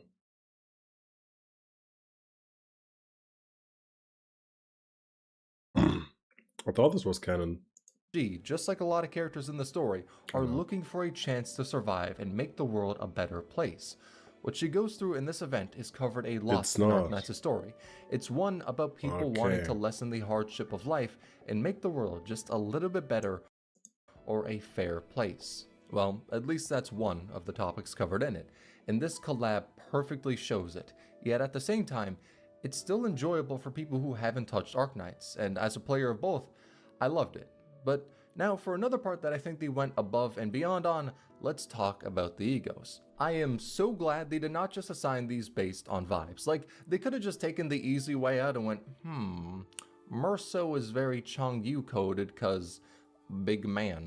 Wheatus is very Degenbrecher coded cause mommy. Dawn is very neural coded cause night and same voice actress. And Gregory is very W coded because cockroach. Not gonna lie, kinda want to see that last one though. But the egos fit honestly a little too well. Like Scotty Ishmael. Spoilers for Undertide, skip to here if you don't want to be spoiled. But also this is a spoiler that is already well known in the community because we got a unit that is this spoiler already in the game. But after the Abyssal Hunters killed the firstborn, Asharmala, it wiped out their forces. There were only 4 left after the battle, and when Skadi dealt the killing blow to Asharmala, she was very weakened and had cuts all over her body. And at that moment, the blood of the firstborn entered into Skadi. It then mixed with her seaborn cells, and now there is the possibility that Skadi could awaken Asharmala and essentially revive it, if it takes over her body. You know what that sounds like? Ishmael at the wreck of her former ship. Going on an expedition she was forced to by Ahab, and after the ship was swallowed by the Palid whale, she had nothing. But over time, the influence of what Ahab did to her slowly took over Ishmael, essentially consumed her. And if Ahab had gone her way, Ishmael would have become a shell of her, like Asharmala was Skadi. Minus the lesbianism. Skadi didn't really have a Keequeg in her story. That's more Spectre and Irene's territory. Then there's Gregory with Mlynar, and yes, I know it's pronounced Mwynar, but I do not care. I think Mlynar sounds better. I will put extra emphasis on the L. But this one, there are some differences in approach, but the destination of how they feel is fairly the same. Gregor, as we all know, hates war. He saw what it does to people and hated that he was a cog in the machine of propaganda that fueled it and ruined so many people's lives. And Mlynar does have a similar situation when it comes to propaganda and being viewed as a symbol of the war. He was a legendary knight, also the son of a national hero for Cashmeres, a nation heavily founded around knights. However, his view of knights' pride and chivalry was torn to shreds after his older brother and sister-in-law went on a mission and vanished under very suspicious circumstances.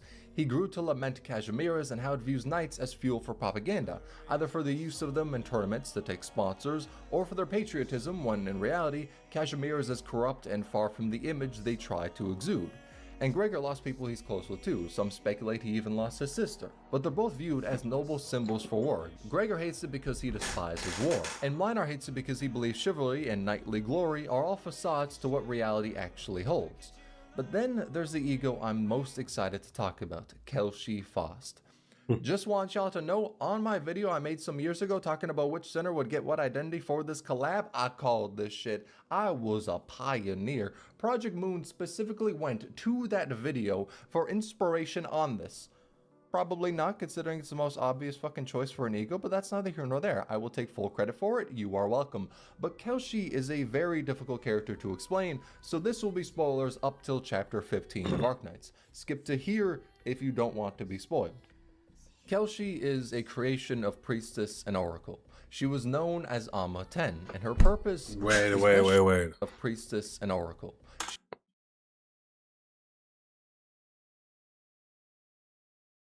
Creation. She was known as Amma 10, and her purpose is best shown in the cutscene that plays in the game if you disagree with Priestess in the debate ARG. In it, Oracle gave Amma 10 the name of Kelshi, believing that Amma 10 is just a codename, a mechanical identifier, and she should have a true name. Then they told her to protect Terra as they Yeah. That's crazy. slept in the sarcophagus, to make sure life on it can thrive. While it may be arrogant to interfere with a civilization, this is their last chance. They cannot fail. They need Terra to progress to a point where there is a chance to survive the observers. And Oracle gave the job to Kelshi. Not ex-wife, yeah. Like, why did we thought, like, did we just thought it's our ex-wife, or was it also, like, kind of sad in a way? Nah, never, right? Was like, we just thought she's our ex-wife. She can live forever. And on that path where she watches over Terra, she can guide them. Yeah, because she hated us, yeah. But the daughter also oftentimes also hates their dad, so. But Oracle stops, looks at her, and thinks about the mission they are putting her on, and instead says, no. Forget what I just said, Kelshi. All of it. Go, Kelshi. Look around you, then see what lies by the most distant of mountains. Go seek what forms existence takes. I must go back. Wake me up when you need to. Kelshi, I hope you'll... Or maybe I should say, the only mission I assign to you now is this. Find yourself. Search for traces of life. Search for hope and a future. Kelshi, go find your own answer. The final mission she was assigned was to find the meaning of life. That is what her creator asked her to do, and she spent over thousands of years wandering the land in search of it, and she came to love Terra. While the land and the people may have flaws, she came to love it and oppose Originium to ease the suffering of the land, going against the way to survive the observers, but it was the choice she made for her own life, from her own answer. And this culminated in Kelshi making plans to resist and, with the help of Monster, fought against Priestess after she broke free from Rhodes Island. But beating Priestess was impossible. Nah, it's not just you, brother. After she broke plans to resist and, with the help of Monster, fought against Priestess after she broke free from Rhodes Island. But beating Priestess was impossible because she has full control of Originium, and with that power, she manipulated the Originium crystals on Kelshi's body to consume her, then shattered them to the wind. Kelshi found her meaning in life to protect Terra because of her love for it, and fought till her death for that. But sometime after Rhodes Island fell, the Doctor and Amiya had taken hold of the crystal Monster left behind. They went out into a field to see what would happen with it, and then life sprung forth from it. Monster, now human.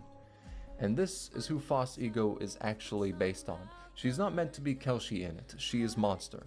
There's two reasons that show it. One is that Kelshi appears in the ego cutscene and commands Phos rather than Phos commanding Monster. And the other is the line of the ego.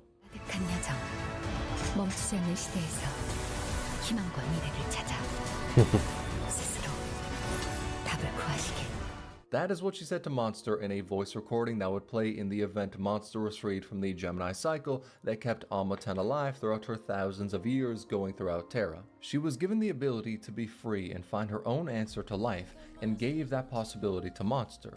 It was like, can we just talk, like, the Priestess just killed, did kill Calcit in a specific point in time?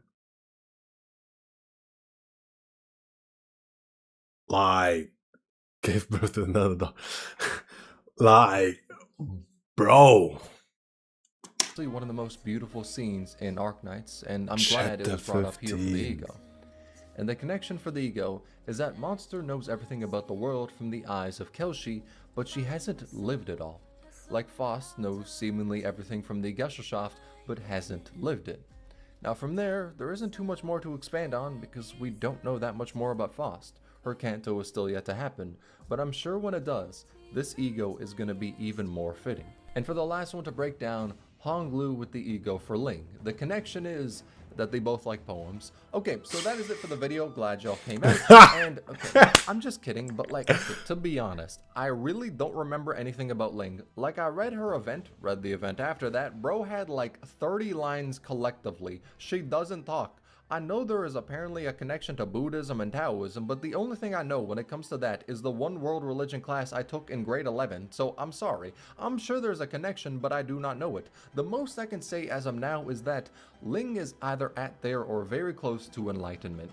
So she feels like what Honglu could be at the end of his journey. If he has just started accepting himself and accepting his emotions, Ling is what we can hope is the end destination after all is said and done. But aside from that, I fear there is not much more I can say when it comes to this connection because Ling is very much a recluse when it comes to her appearances in the story. But that is it for all of the breakdowns, and honestly the quickest way possible I could have done it. There was not a way to make this video shorter and explain all that I wanted to, which, I mean, I'm actually kind of glad for because I fucking adore Arknights, so any chance I have to praise it and talk about it, I am more than willing to take. But before playing the collab, I was worried it was going to be bland, boring, or something that I just think about and go, oh, yeah, that collab was nice. But Project Moon blew all of those worries out of the water. They made a story that is such a love letter to Arknights while still being incredibly enjoyable to people who haven't played it.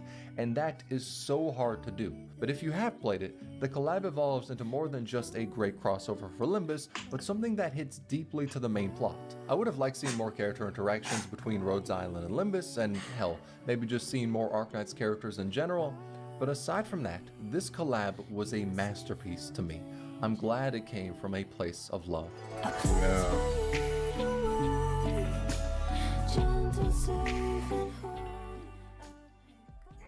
Bro, this was crazy. Bro, this video was awesome.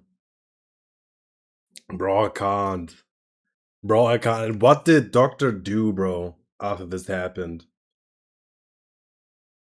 Like, what did he do? Also, why did Priestess survive? Like, what's like? No, let's not talk about this. Like, what did Doctor do? This happened.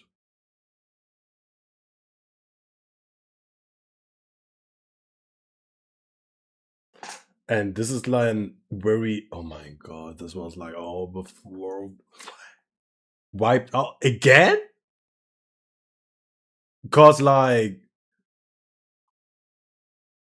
then the story. Nah. Bro, smashed again. Because, like, what I don't get is when at that point Arknight story starts, the story of Babel starts.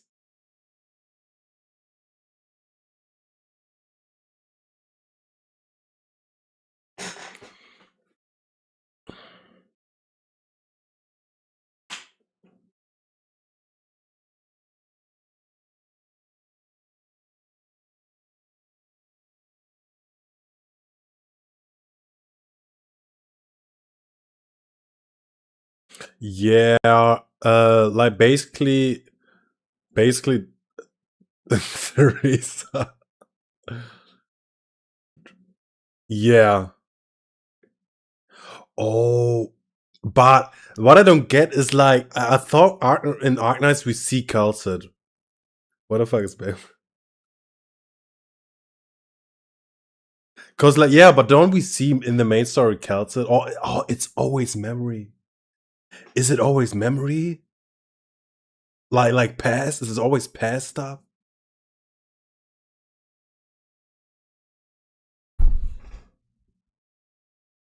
Everywhere. Oh my god. Oh my god, bro. I can't. I'm so done, guys. Bro, after this, I can't.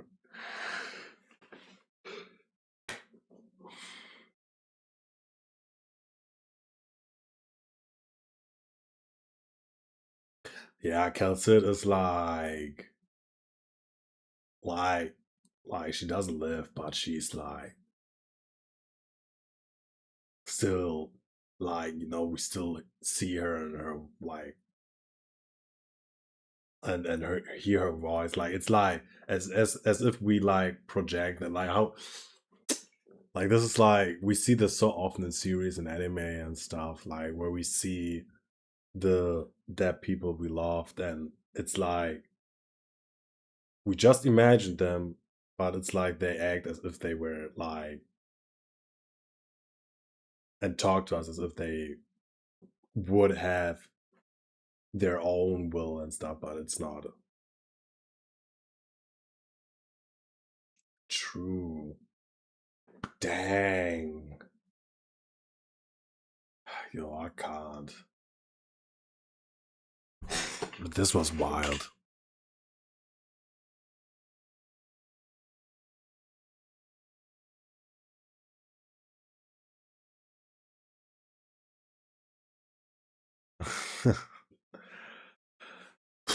Guys, I'm done.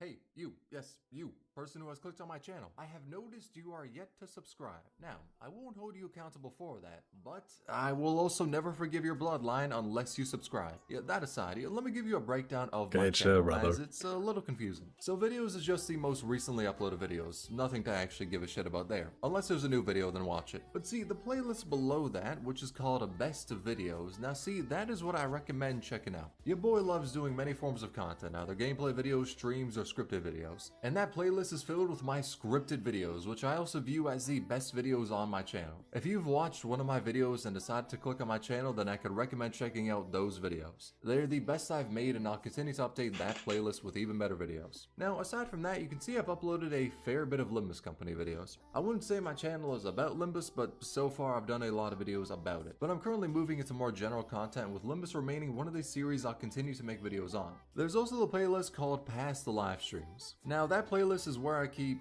well, all the past live streams. Yeah. The reason I keep them unlisted is that it's basically just better for the channel that I do. Maybe at some point. But today I'm kinda done. I thought about watching this video because this interests me, because I really wanna. Don't know how to easily explain how much I love this game, and bro, that's he mainly wild, because bro. I find it hard to explain the why first. And I haven't seen much of gameplay, but that. But when I'm in the story, yeah, I'm chill. Please broke this man. Yeah, I just sit there and think like, hey, literally. Anyone that could fight could do this, really. I mean, I'm not really needed. They're just not an interesting force outside of Nefereth. Then, for comparison, there's a threat in Wuling. It's a city built upon, well, imagine it's like Pompeii. Bro, this game looks so nice. The city. They built the city in a place where a lot of blight activity is, and it stands as a beacon of what humanity can accomplish in this new world. But the situation is pretty dire. Their main means of fighting against the blight takes forever to make, and according to their simulations, they have maybe 3 months until they're screwed. And the blight is an actually scary force. If you stand in it, you die. Just straight up death. It's a force of nature. So you go there to help shore up their defenses against the blight and use the factory to make the materials they need to fight against it. The situation is very threatening, and the Inman's role is clearly conveyed. It doesn't just feel like anyone with a weapon can help here. So it was a lot more engaging as a start, and reason for going there were very Alright.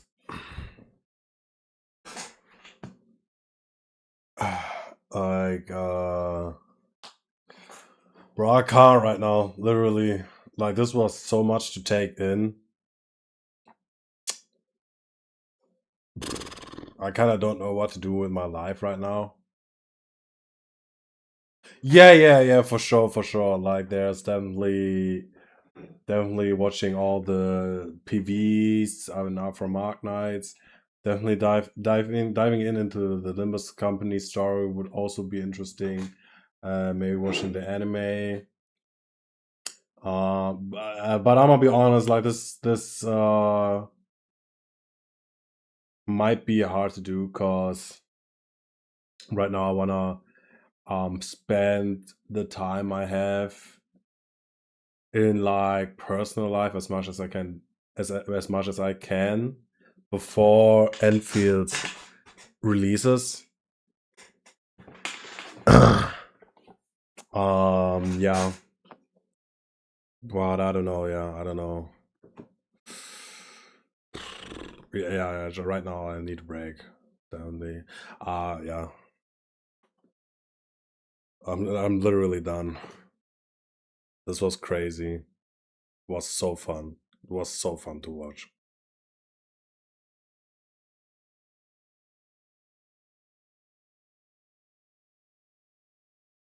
What the fuck?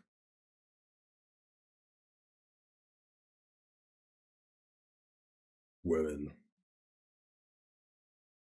They can be crazy sometimes.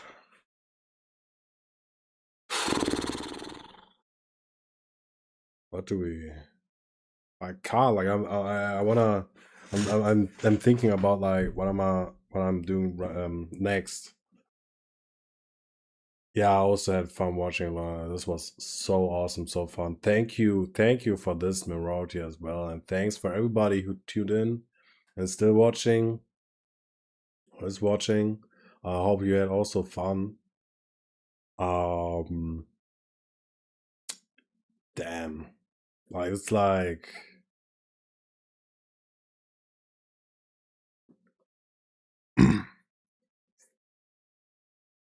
Yes. It might be another day as well. Like I've thought about like doing this like one time a week, where we do a chill stream, where we like on this one stream we do PVs and the other EPs, and then maybe, or something else, I don't know, until Endfields comes out.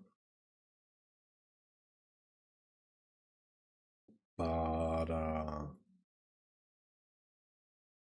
yeah, I have to see. I mean, it's not a lot much time left until Endfields is out. And yeah.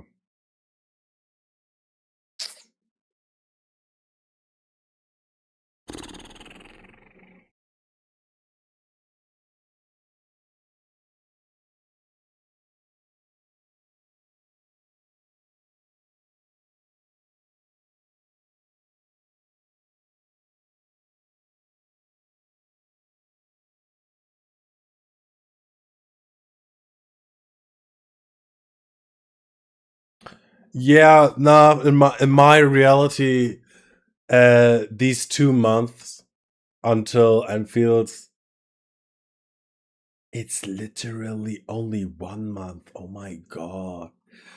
Like this time will be will go in a sweep. For me at least.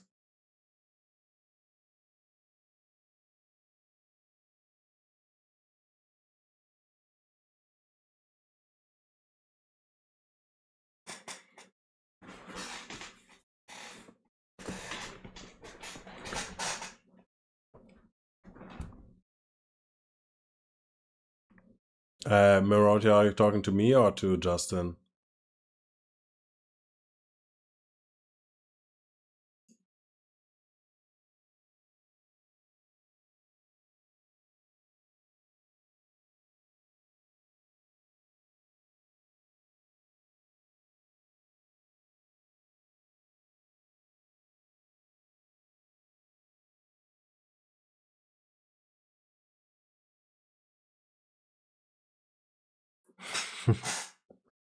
Evil, yeah.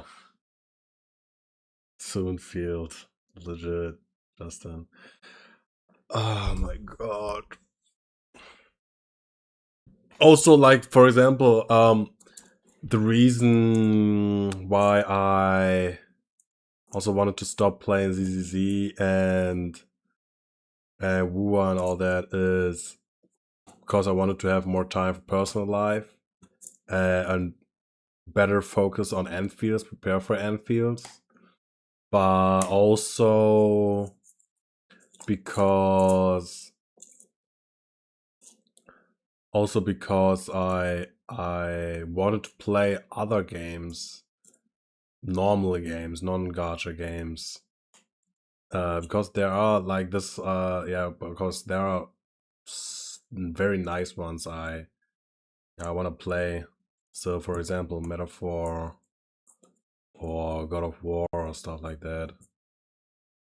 You take care of my word. That's I guess thank you. And I hope I see you come back soon, Wuba. You wanna see me come back? Damn, yeah. I mean, this is a rough thing, cause I really, cause oftentimes I feel like I don't have a lot of time, and when I have time to stream, it's like a lot if I have to cover like 3 gacha games, cause progressing offline and stuff and just catching up also while I'm off stream on catching up on stream, like sometimes and I don't know, like I kind of love ZZZ and HSR and Wua still, but in the end, like Arknights had such a huge impression on me, where if I have, or because I kind of want to decide and choose where I want to put this little energy and time I have for these gacha games, yeah, I'm gonna choose Endfields, because It's just the game, the gacha game for me. I think. So I don't know.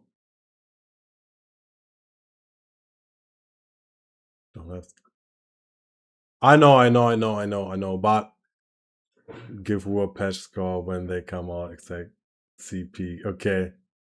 Okay. yeah. Do that.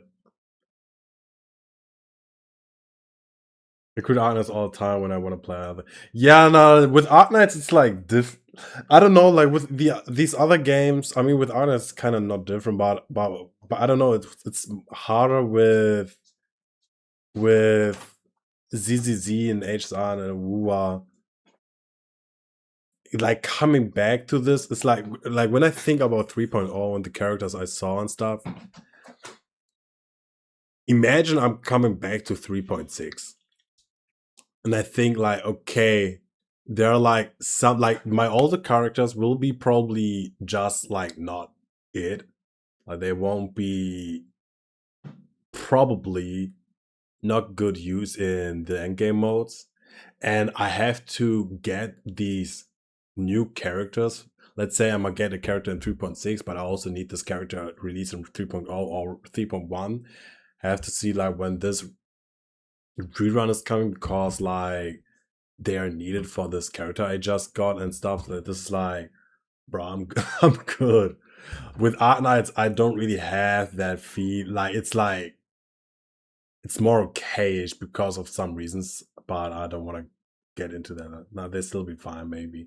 Yeah, I get what you mean. Like maybe the power creep in Wu was not this bad, but like, what Wuthering Waves also has is like these characters, like they have like one character you need for them to function properly, or like if you like, you know, like kind of sweaty, like you want to do like the best in end game modes you can. For example, it's like Cardathea, bro. I don't have Psychona, and it's like, ugh. It's like, ugh. With the same with I forgot how she was called, like the goat girl woman with the saw. You need her with Phoebe basically, or else she's like as, like she's literally as, in my opinion. Otherwise, like, and I mean Augusta was like, she slapped when she came out. only had Augusta, you know, and but I don't think she will persevere. I don't know if this is the right word, but I feel like she will fall off very quickly if I only play her with Modifi and all that. I don't know. It's my personal fix to that is time to swipe. Hey, and I think you're completely right with that, actually. But yeah, now bro, don't worry about the end game and power creep. Unless you want to it long term again. To play it long term again. Yeah, I mean, you're right. I don't know, like but the worst thing is like when I come back, I have a character, but I can't play this character because I have to play. I mean, I have to play to that point where you can farm this materials and this, and even worse if the character doesn't function, because you don't have the support or something, you know. Or the support is like specifically for the 3 point blah blah characters or whatever. I don't know. I don't know if it's like this, and but we'll see. Like the thing is, even though if it's not like this, even if it's not like this, or you gotta do the story to get the flowers. Yeah, true. Yeah, exactly. This is what I mean. But even though if it's not like this, I can't really afford or and don't want to play these gacha games because it's like, or many of them, because they are designed to be long term and not like these other games where you play a story and then you're done. It's like maybe stress not the right word, but it's like designed to be like it's stretched game. And like I don't want to go online every day just so I can progress basically. But want to go online, like I'm thinking like, bro, I can't wait. Like I have like motivation to play Metaphor again and near Replicant. And I'm like, damn, bro, I can just play. The only thing I have to do is like get back to the controls, and I'm in, bro. Basically. But yeah, with the gacha game, like, and Endfields is like the only one I think it's like the peak gacha game for me. Coming out soon. And yeah, and I probably maybe shift a little bit of my like content I want to do. Like it's like want to talk about more about music, soundtracks, and I don't know, maybe other stuff. I kind of want to find my own kind of niche, because like I'm not good understanding story. I'm not the guy who can break down a game mechanics so good and understand so clear that I know like what's best for the characters. I'm still need to watch like guides. Like I think but what I know I can, or what I have like huge passion for is like music. And I sometimes I feel like I have like a very nice feel for that. So where I think, okay, I think it's best for me to go in this direction and enjoy with you guys, like for example Endfields, talk about it, and and explore the world for the best soundtracks and so or something like that. So yeah, this is like probably like how it will go from now on. Yeah, anyways, I don't know if you guys see me again until Anfields. I hope so. I don't know what it will be when I'm streaming again before Anfields. Oh, good. It's perfectly fine to find what you want to do. All you need to know is when we enjoy your company in the stream. Yeah, I appreciate it. By the way, much appreciated. I hope you enjoy the streams, although I sometimes like don't find the right words, or like fumble within my sentences. But yeah, we'll see. Like it's always a surprise. The only thing I'm really wanna try is like being more consistent when playing Endfields. This is like the only thing I want to try to do, and I still need to find my formula and my whatever. But yeah, I don't know. I can't wait to play Endfields with you guys. I think this is gonna be a blast. I hope I won't reroll. I hope I just get like this is the last thing I'll be doing. Let's talk about the Endfields characters. And my plans kinda. Who I want to get, and I just need when I start Endfields. So I hope you can reroll good, like easily, or you have like some means where you could, like, for example, let's say you have this like what gacha games often do now is like do 5 temples and then you get a standard character. It would be nice if it's like you can choose a standard character, for example. Then I would probably have the feel for rerolling. Borrow your factory blueprints.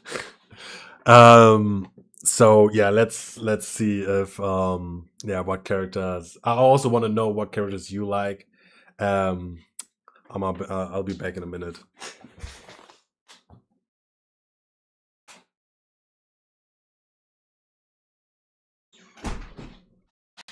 Guy, what are you talking about blueprints? By the way, is it like because of the industry or the automated resource thingy stuff? Like Are we talking about this? Like, cause I have no idea about this. If you have a video about like mechanics and things about Endfields, so I can progress quicker in the beginning, before Blueprints for the Factory, because I have no idea about this.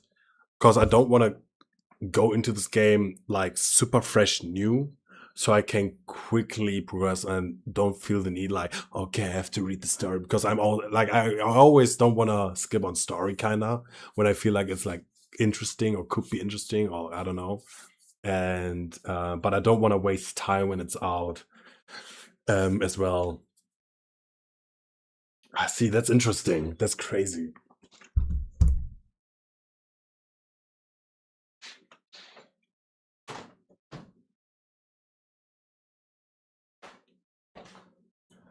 Yo, thanks, Minority. You can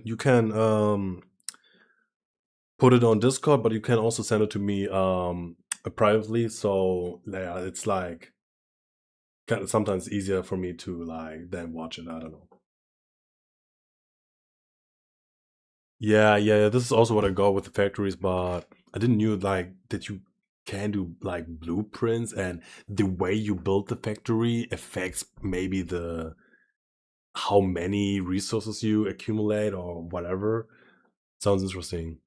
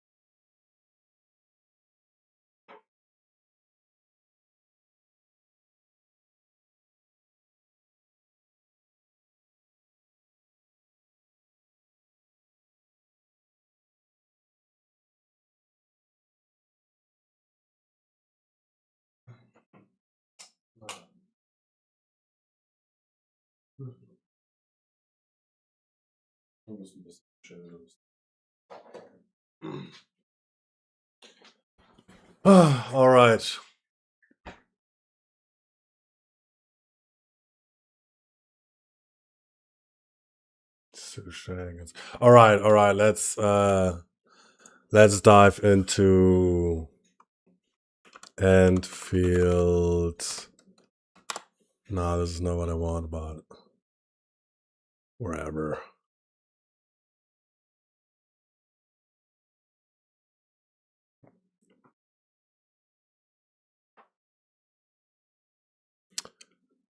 Isn't there like sound normally?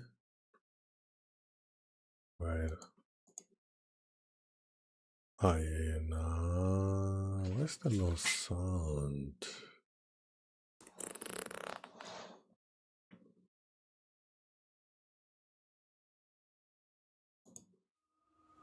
Oh, okay, I was like not in.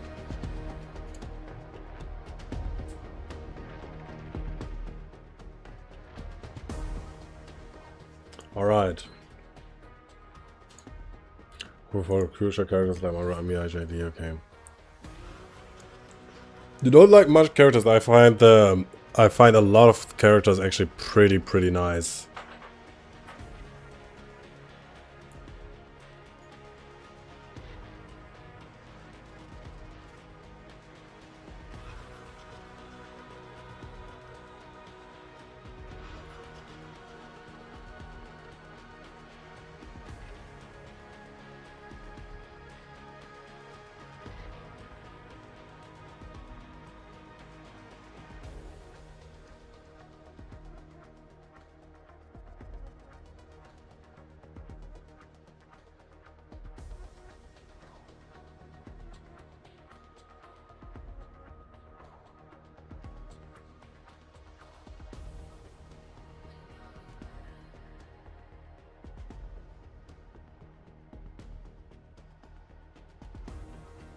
Okay, alright. Yeah, it is what it is, huh? What can I say? I'm a busy man. Alright. Let's look at the operators. Let's get it. Guys, do you already know what administrator you take? Like, do you go male administrator or do you go female administrator, guys? What is it what you're taking? Yeah, I know Uber wasn't on the top there.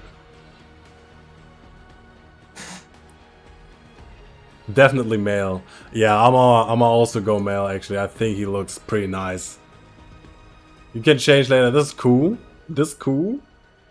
But yeah, still like I'll stay male. I go male, I'll stay male. Also like übel is a German word, in case you didn't know. You probably knew, but yeah. I choose female. I also was thinking about, did you watch the latest Endfield trailer? How about we, I'm not sure, probably not. Probably not. I just saw like a little bit basically of that Chen girl, if you mean this, bro. But nah. If it's like just about like the game, then I don't think so. Let's check. Let me check right now. Let me check right now. Bro, where they at, brother?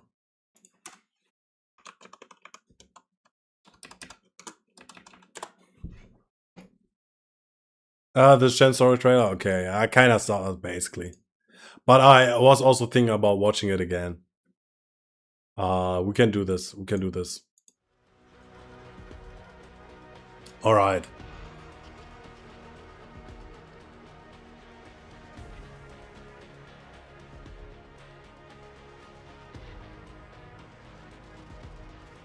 It can't swap during Shopkeeper quest. There's a romantic tension, makes the story so good. Yeah, I think also like it's pretty nice. But all right, let's go. Let's look at the full roster of Endfields. So Perlica looks pretty fine. I think I will like her. I think Chen is super nice. Cause she has like so much resemblance with Chen, and I really like Chen from old Arknights. So I think I will like her as well. At first I want to sort her back, guys. Yeah, okay, like She, and bro, like her art looks so damn good, bro. Like, how do you do this? Like, bro, like the lava looks like actual lava. You know what I mean? Like, it's so nice.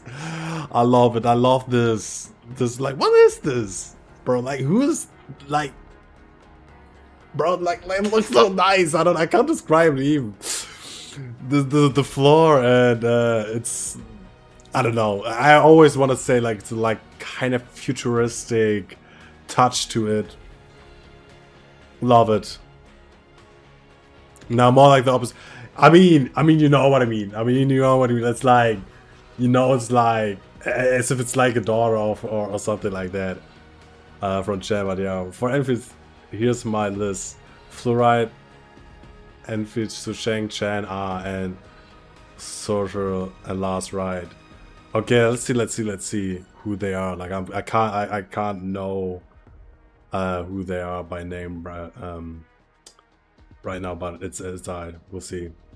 Endfields Chan is the descendant of the Chan family. She definitely looks like that.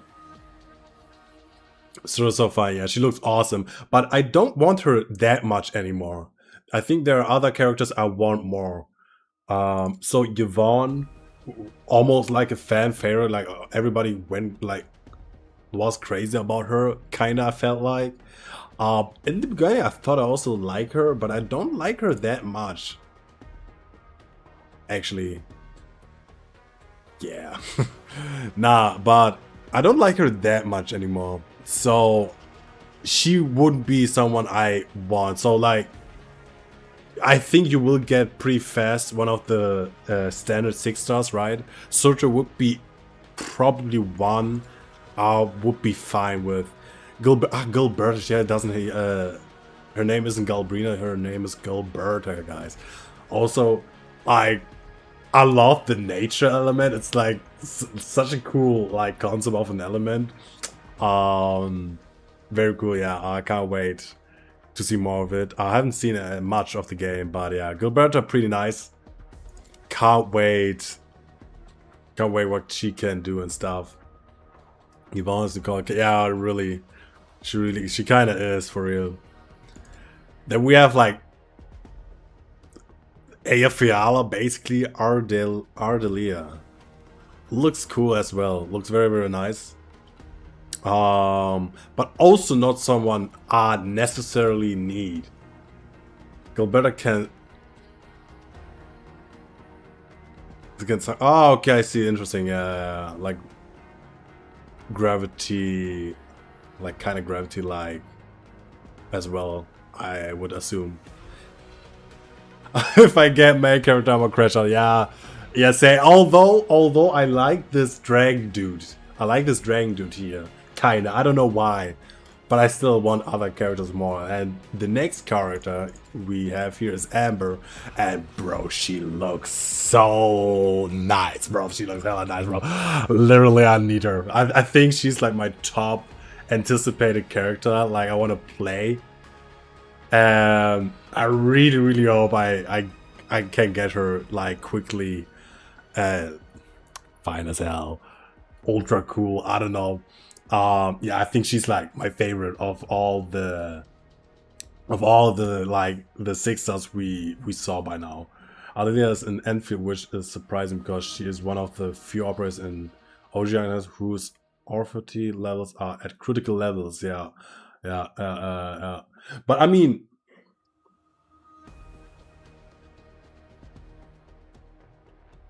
yeah, I don't want to dive too much into that, but it's like, I don't know if the authority levels have to do something. Is it tied to the race? Probably not, right? Because isn't it like different for every character? And considering Enfield takes place 150 plus years later.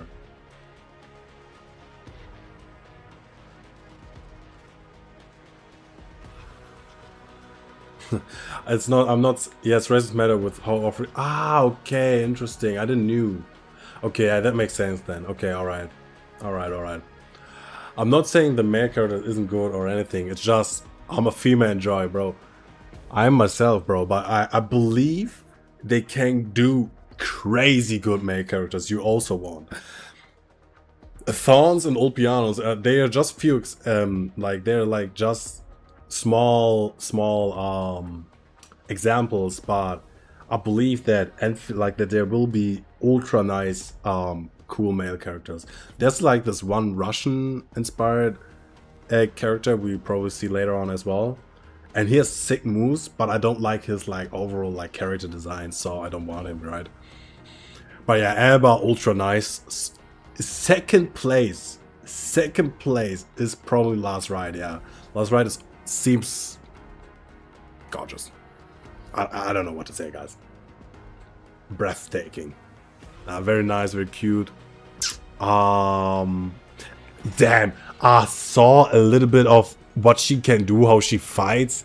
Bro, she might be even over Amber at this point, actually. I'm not sure, though.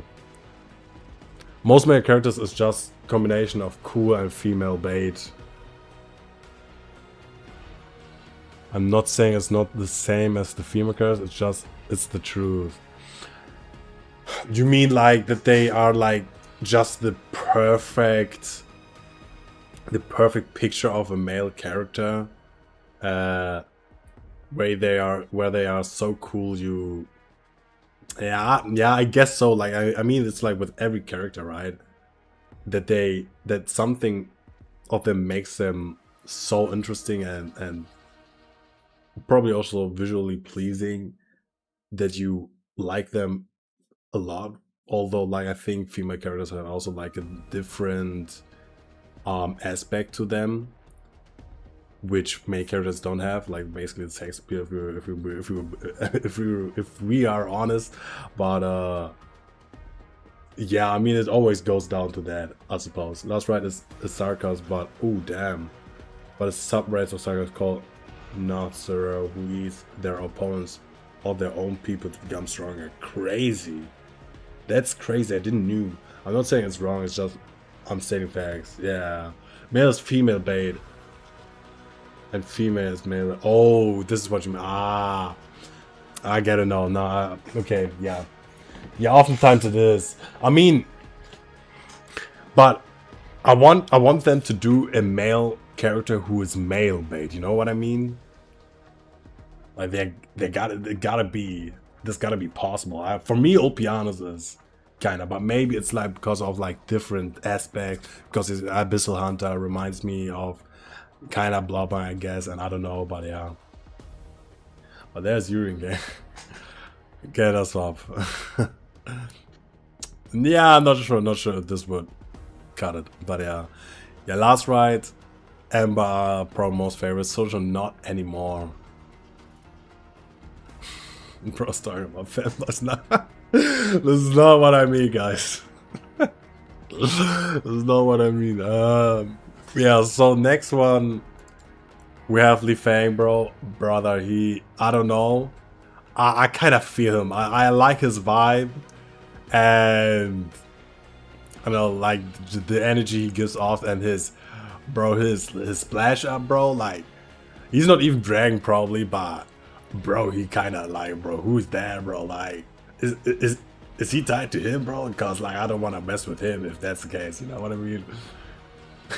I think like Li Fang looks super cool, but yeah, I would be fine with him if I have like Amber or either Last Ride. Last Ride, it's so... I hate that they made her like an attack unit, bro. Like this big sword she uses, bro. It looks so awesome. Whatever. It's... dang. Just dang. Bro got a Susanna for you, bro. Yeah. Also thought that, yeah. I mean, cool. Like, not my taste, not my cup of tea. But he's still cool, I suppose. Also, like, bro, like, what is this saw, bro? Like, this saw looks ultra awesome. But there are many of these, seems like. But he looks like not a, like, he looks like a person who's you don't want to deal with, you know? Like, he's like, if it doesn't go his way, bro, like you have a huge problem, you know? He kind of looks like very strict and stuff. Bro, he looks awesome. Also saw a little bit of what he can do. Pretty cool. Yeah. Would also be nice if I had him as a 5-star. Same as with Arklight. Arklight also super nice. Bro, imagine we get a like motorcycle like this and can drive through the desert if we ever get to the desert area, bro. Damn, bro, that'd be lit. Literally. Nazarus are usually battle junkies, so Last Ride being a DPS is pretty accurate. I see. Damn, yeah, Last Ride is also like one of my favorites. Damn. Guru Mindshare, man, yeah, for real. I was also thinking about that. Aviwenna, Aviwenna, do you say it like this? The spear looks awesome. She looks nice, but not that nice that I want, like, need her. I think the two 5-star characters I want the most are these two. The pen looks, I love the color palette here in this picture. Like the blue, greenish colors here looks super nice with the gray terrain. And yeah, I think Enfield might add bikes with the desert region shown in the music video. Ah, okay, I would need to look at it. I would need to look at the music video to know what you mean. Aviwenna, if you keep posting like I'm just keeping a bug. If I get the damn panda, I'ma just go back to ZZ. Relatable. Okay, then we have Snowshine. She looks kind of cool.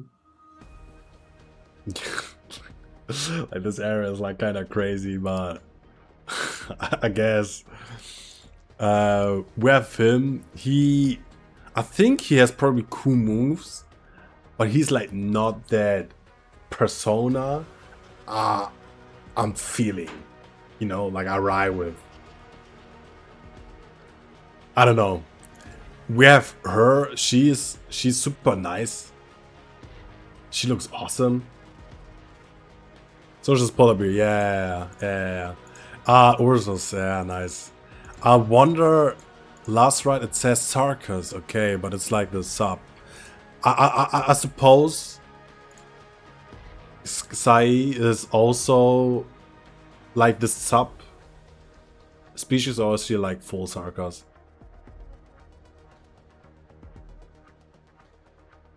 Do we know? Oh, she's also one of the fighters I really like.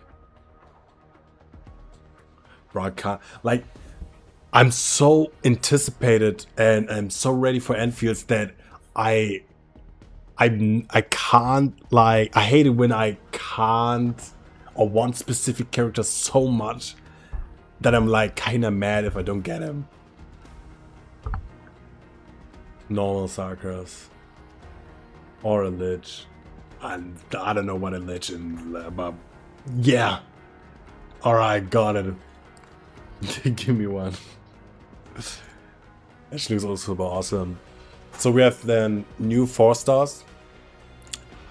I think I kind of like them. I like that we have him, like he's like, you know, like reminding me of that 3-star character from Arknights, OG Arknights.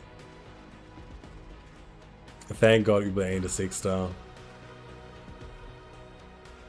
And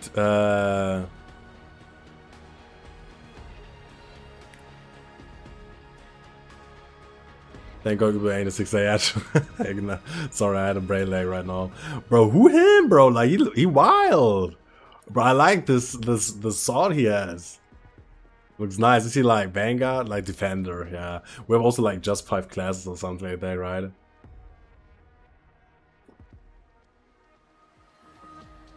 Akikuri, motherfucker got a lightsaber. Ooh. True, kinda. She kinda does. I like him. I like his vibe. He looks awesome. I think I'm gonna get him into my team if I don't have too much 6 and 5 stars. Estella, Carite, and then we have Ubel, Fluorite. Oh, we also saw the factions, I see. Enfield, are all Enfield? Yeah, these are pro Enfield Industries. Cabal of Tranquility. Rose Island, nice. I love this. Bro, they nailed law, bro, and world building. I like. Damn, Foster seems to be optimal to use, by the way. Crazy. Foster right now, I like the Rhodes Island A40. Crazy. Nice. Yeah, I can't wait. It's gonna be a blast. For real. Can't wait, for real. And I hope this will be my last gacha ever. Cause, bro, they take up so much time sometimes. Nice. Alright. Then let's watch this video.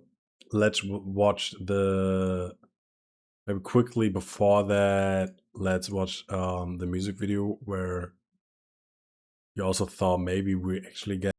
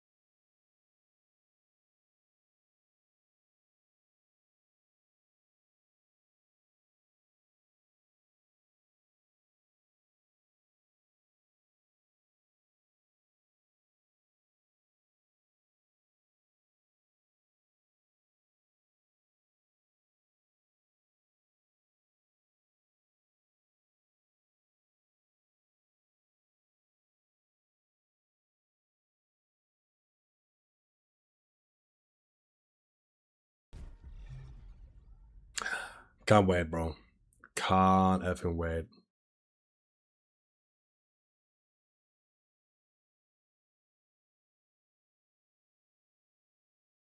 Bro, what is... Ah, Rainbow Six Siege. Yeah. That'd be also awesome. Yeah, true. Was nice collab, definitely. I don't do Tor. There, bro. You gotta try, bro. You feel smart as fuck if you play Arknights. I'm gonna tell you that. Let me check something real quick.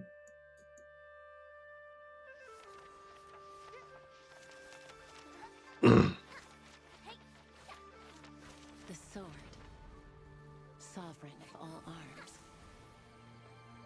Is it not? In hand, merely the mind's extension.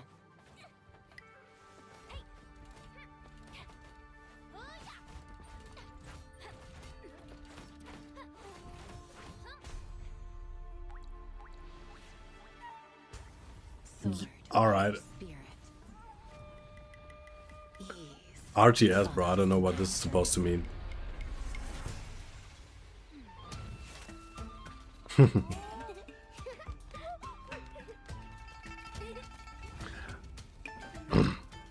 Guys, do you think they will release more and more like these character trailers?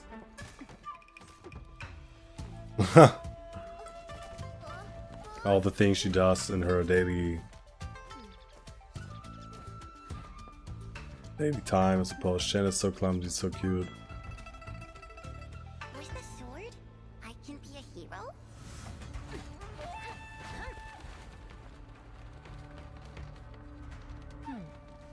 A hero.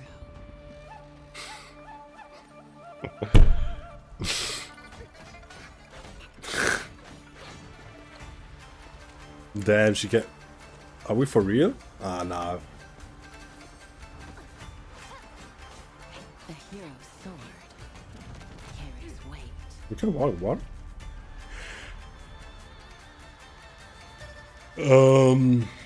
Eager, I don't know. Tales boast of Yeah, thrilling kinda. But this is not awesome. freedom. Sheesh. Yet Play them. peace sings of fire crackle and hindsight. Even the sharpest blades were once raw iron, forged by fierce fire.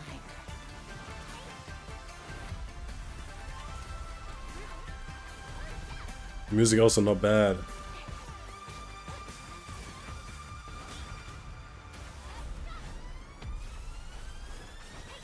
Sheesh. Bro, this her old or something? Only in worldly days, in common ways, can the steel learn to hold all your eyes have held. Yeah, I thought so. I thought so.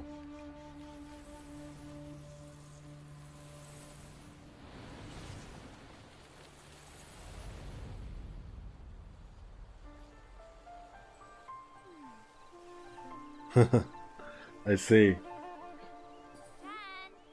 I think I get what you mean.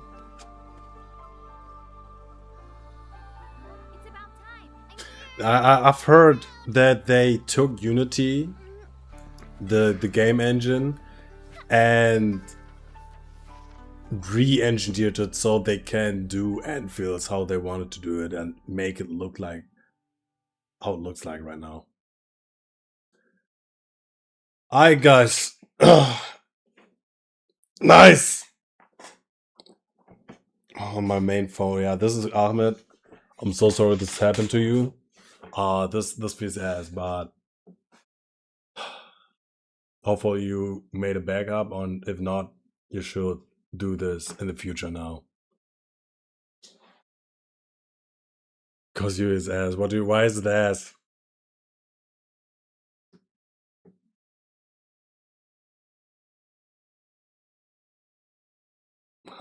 That's why I'm something more before.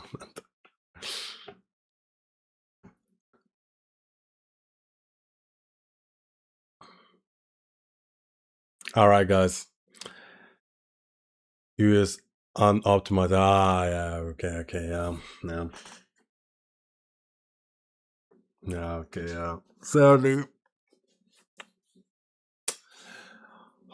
Was fun, guys. Was fun. I don't know when the next time is on my stream. Might be also a Chaos Zero Nightmare stream, who knows? Or if maybe we do a little bit AK stuff and after that I'm gonna do Chaos Zero Nightmare. I don't know. Anyways, was hella fun. I can't wait. It's only basically a month. Maybe I'm gonna take 3 days at work, bro. When it releases. Anyways, have a good evening, a good day, and I'm gonna say goodbye from now on. Dual stream is okay, doing both Arknights and Chaos Oriented. Sounds good. Peace, y'all. Was appreciated, and see you in the next one, guys.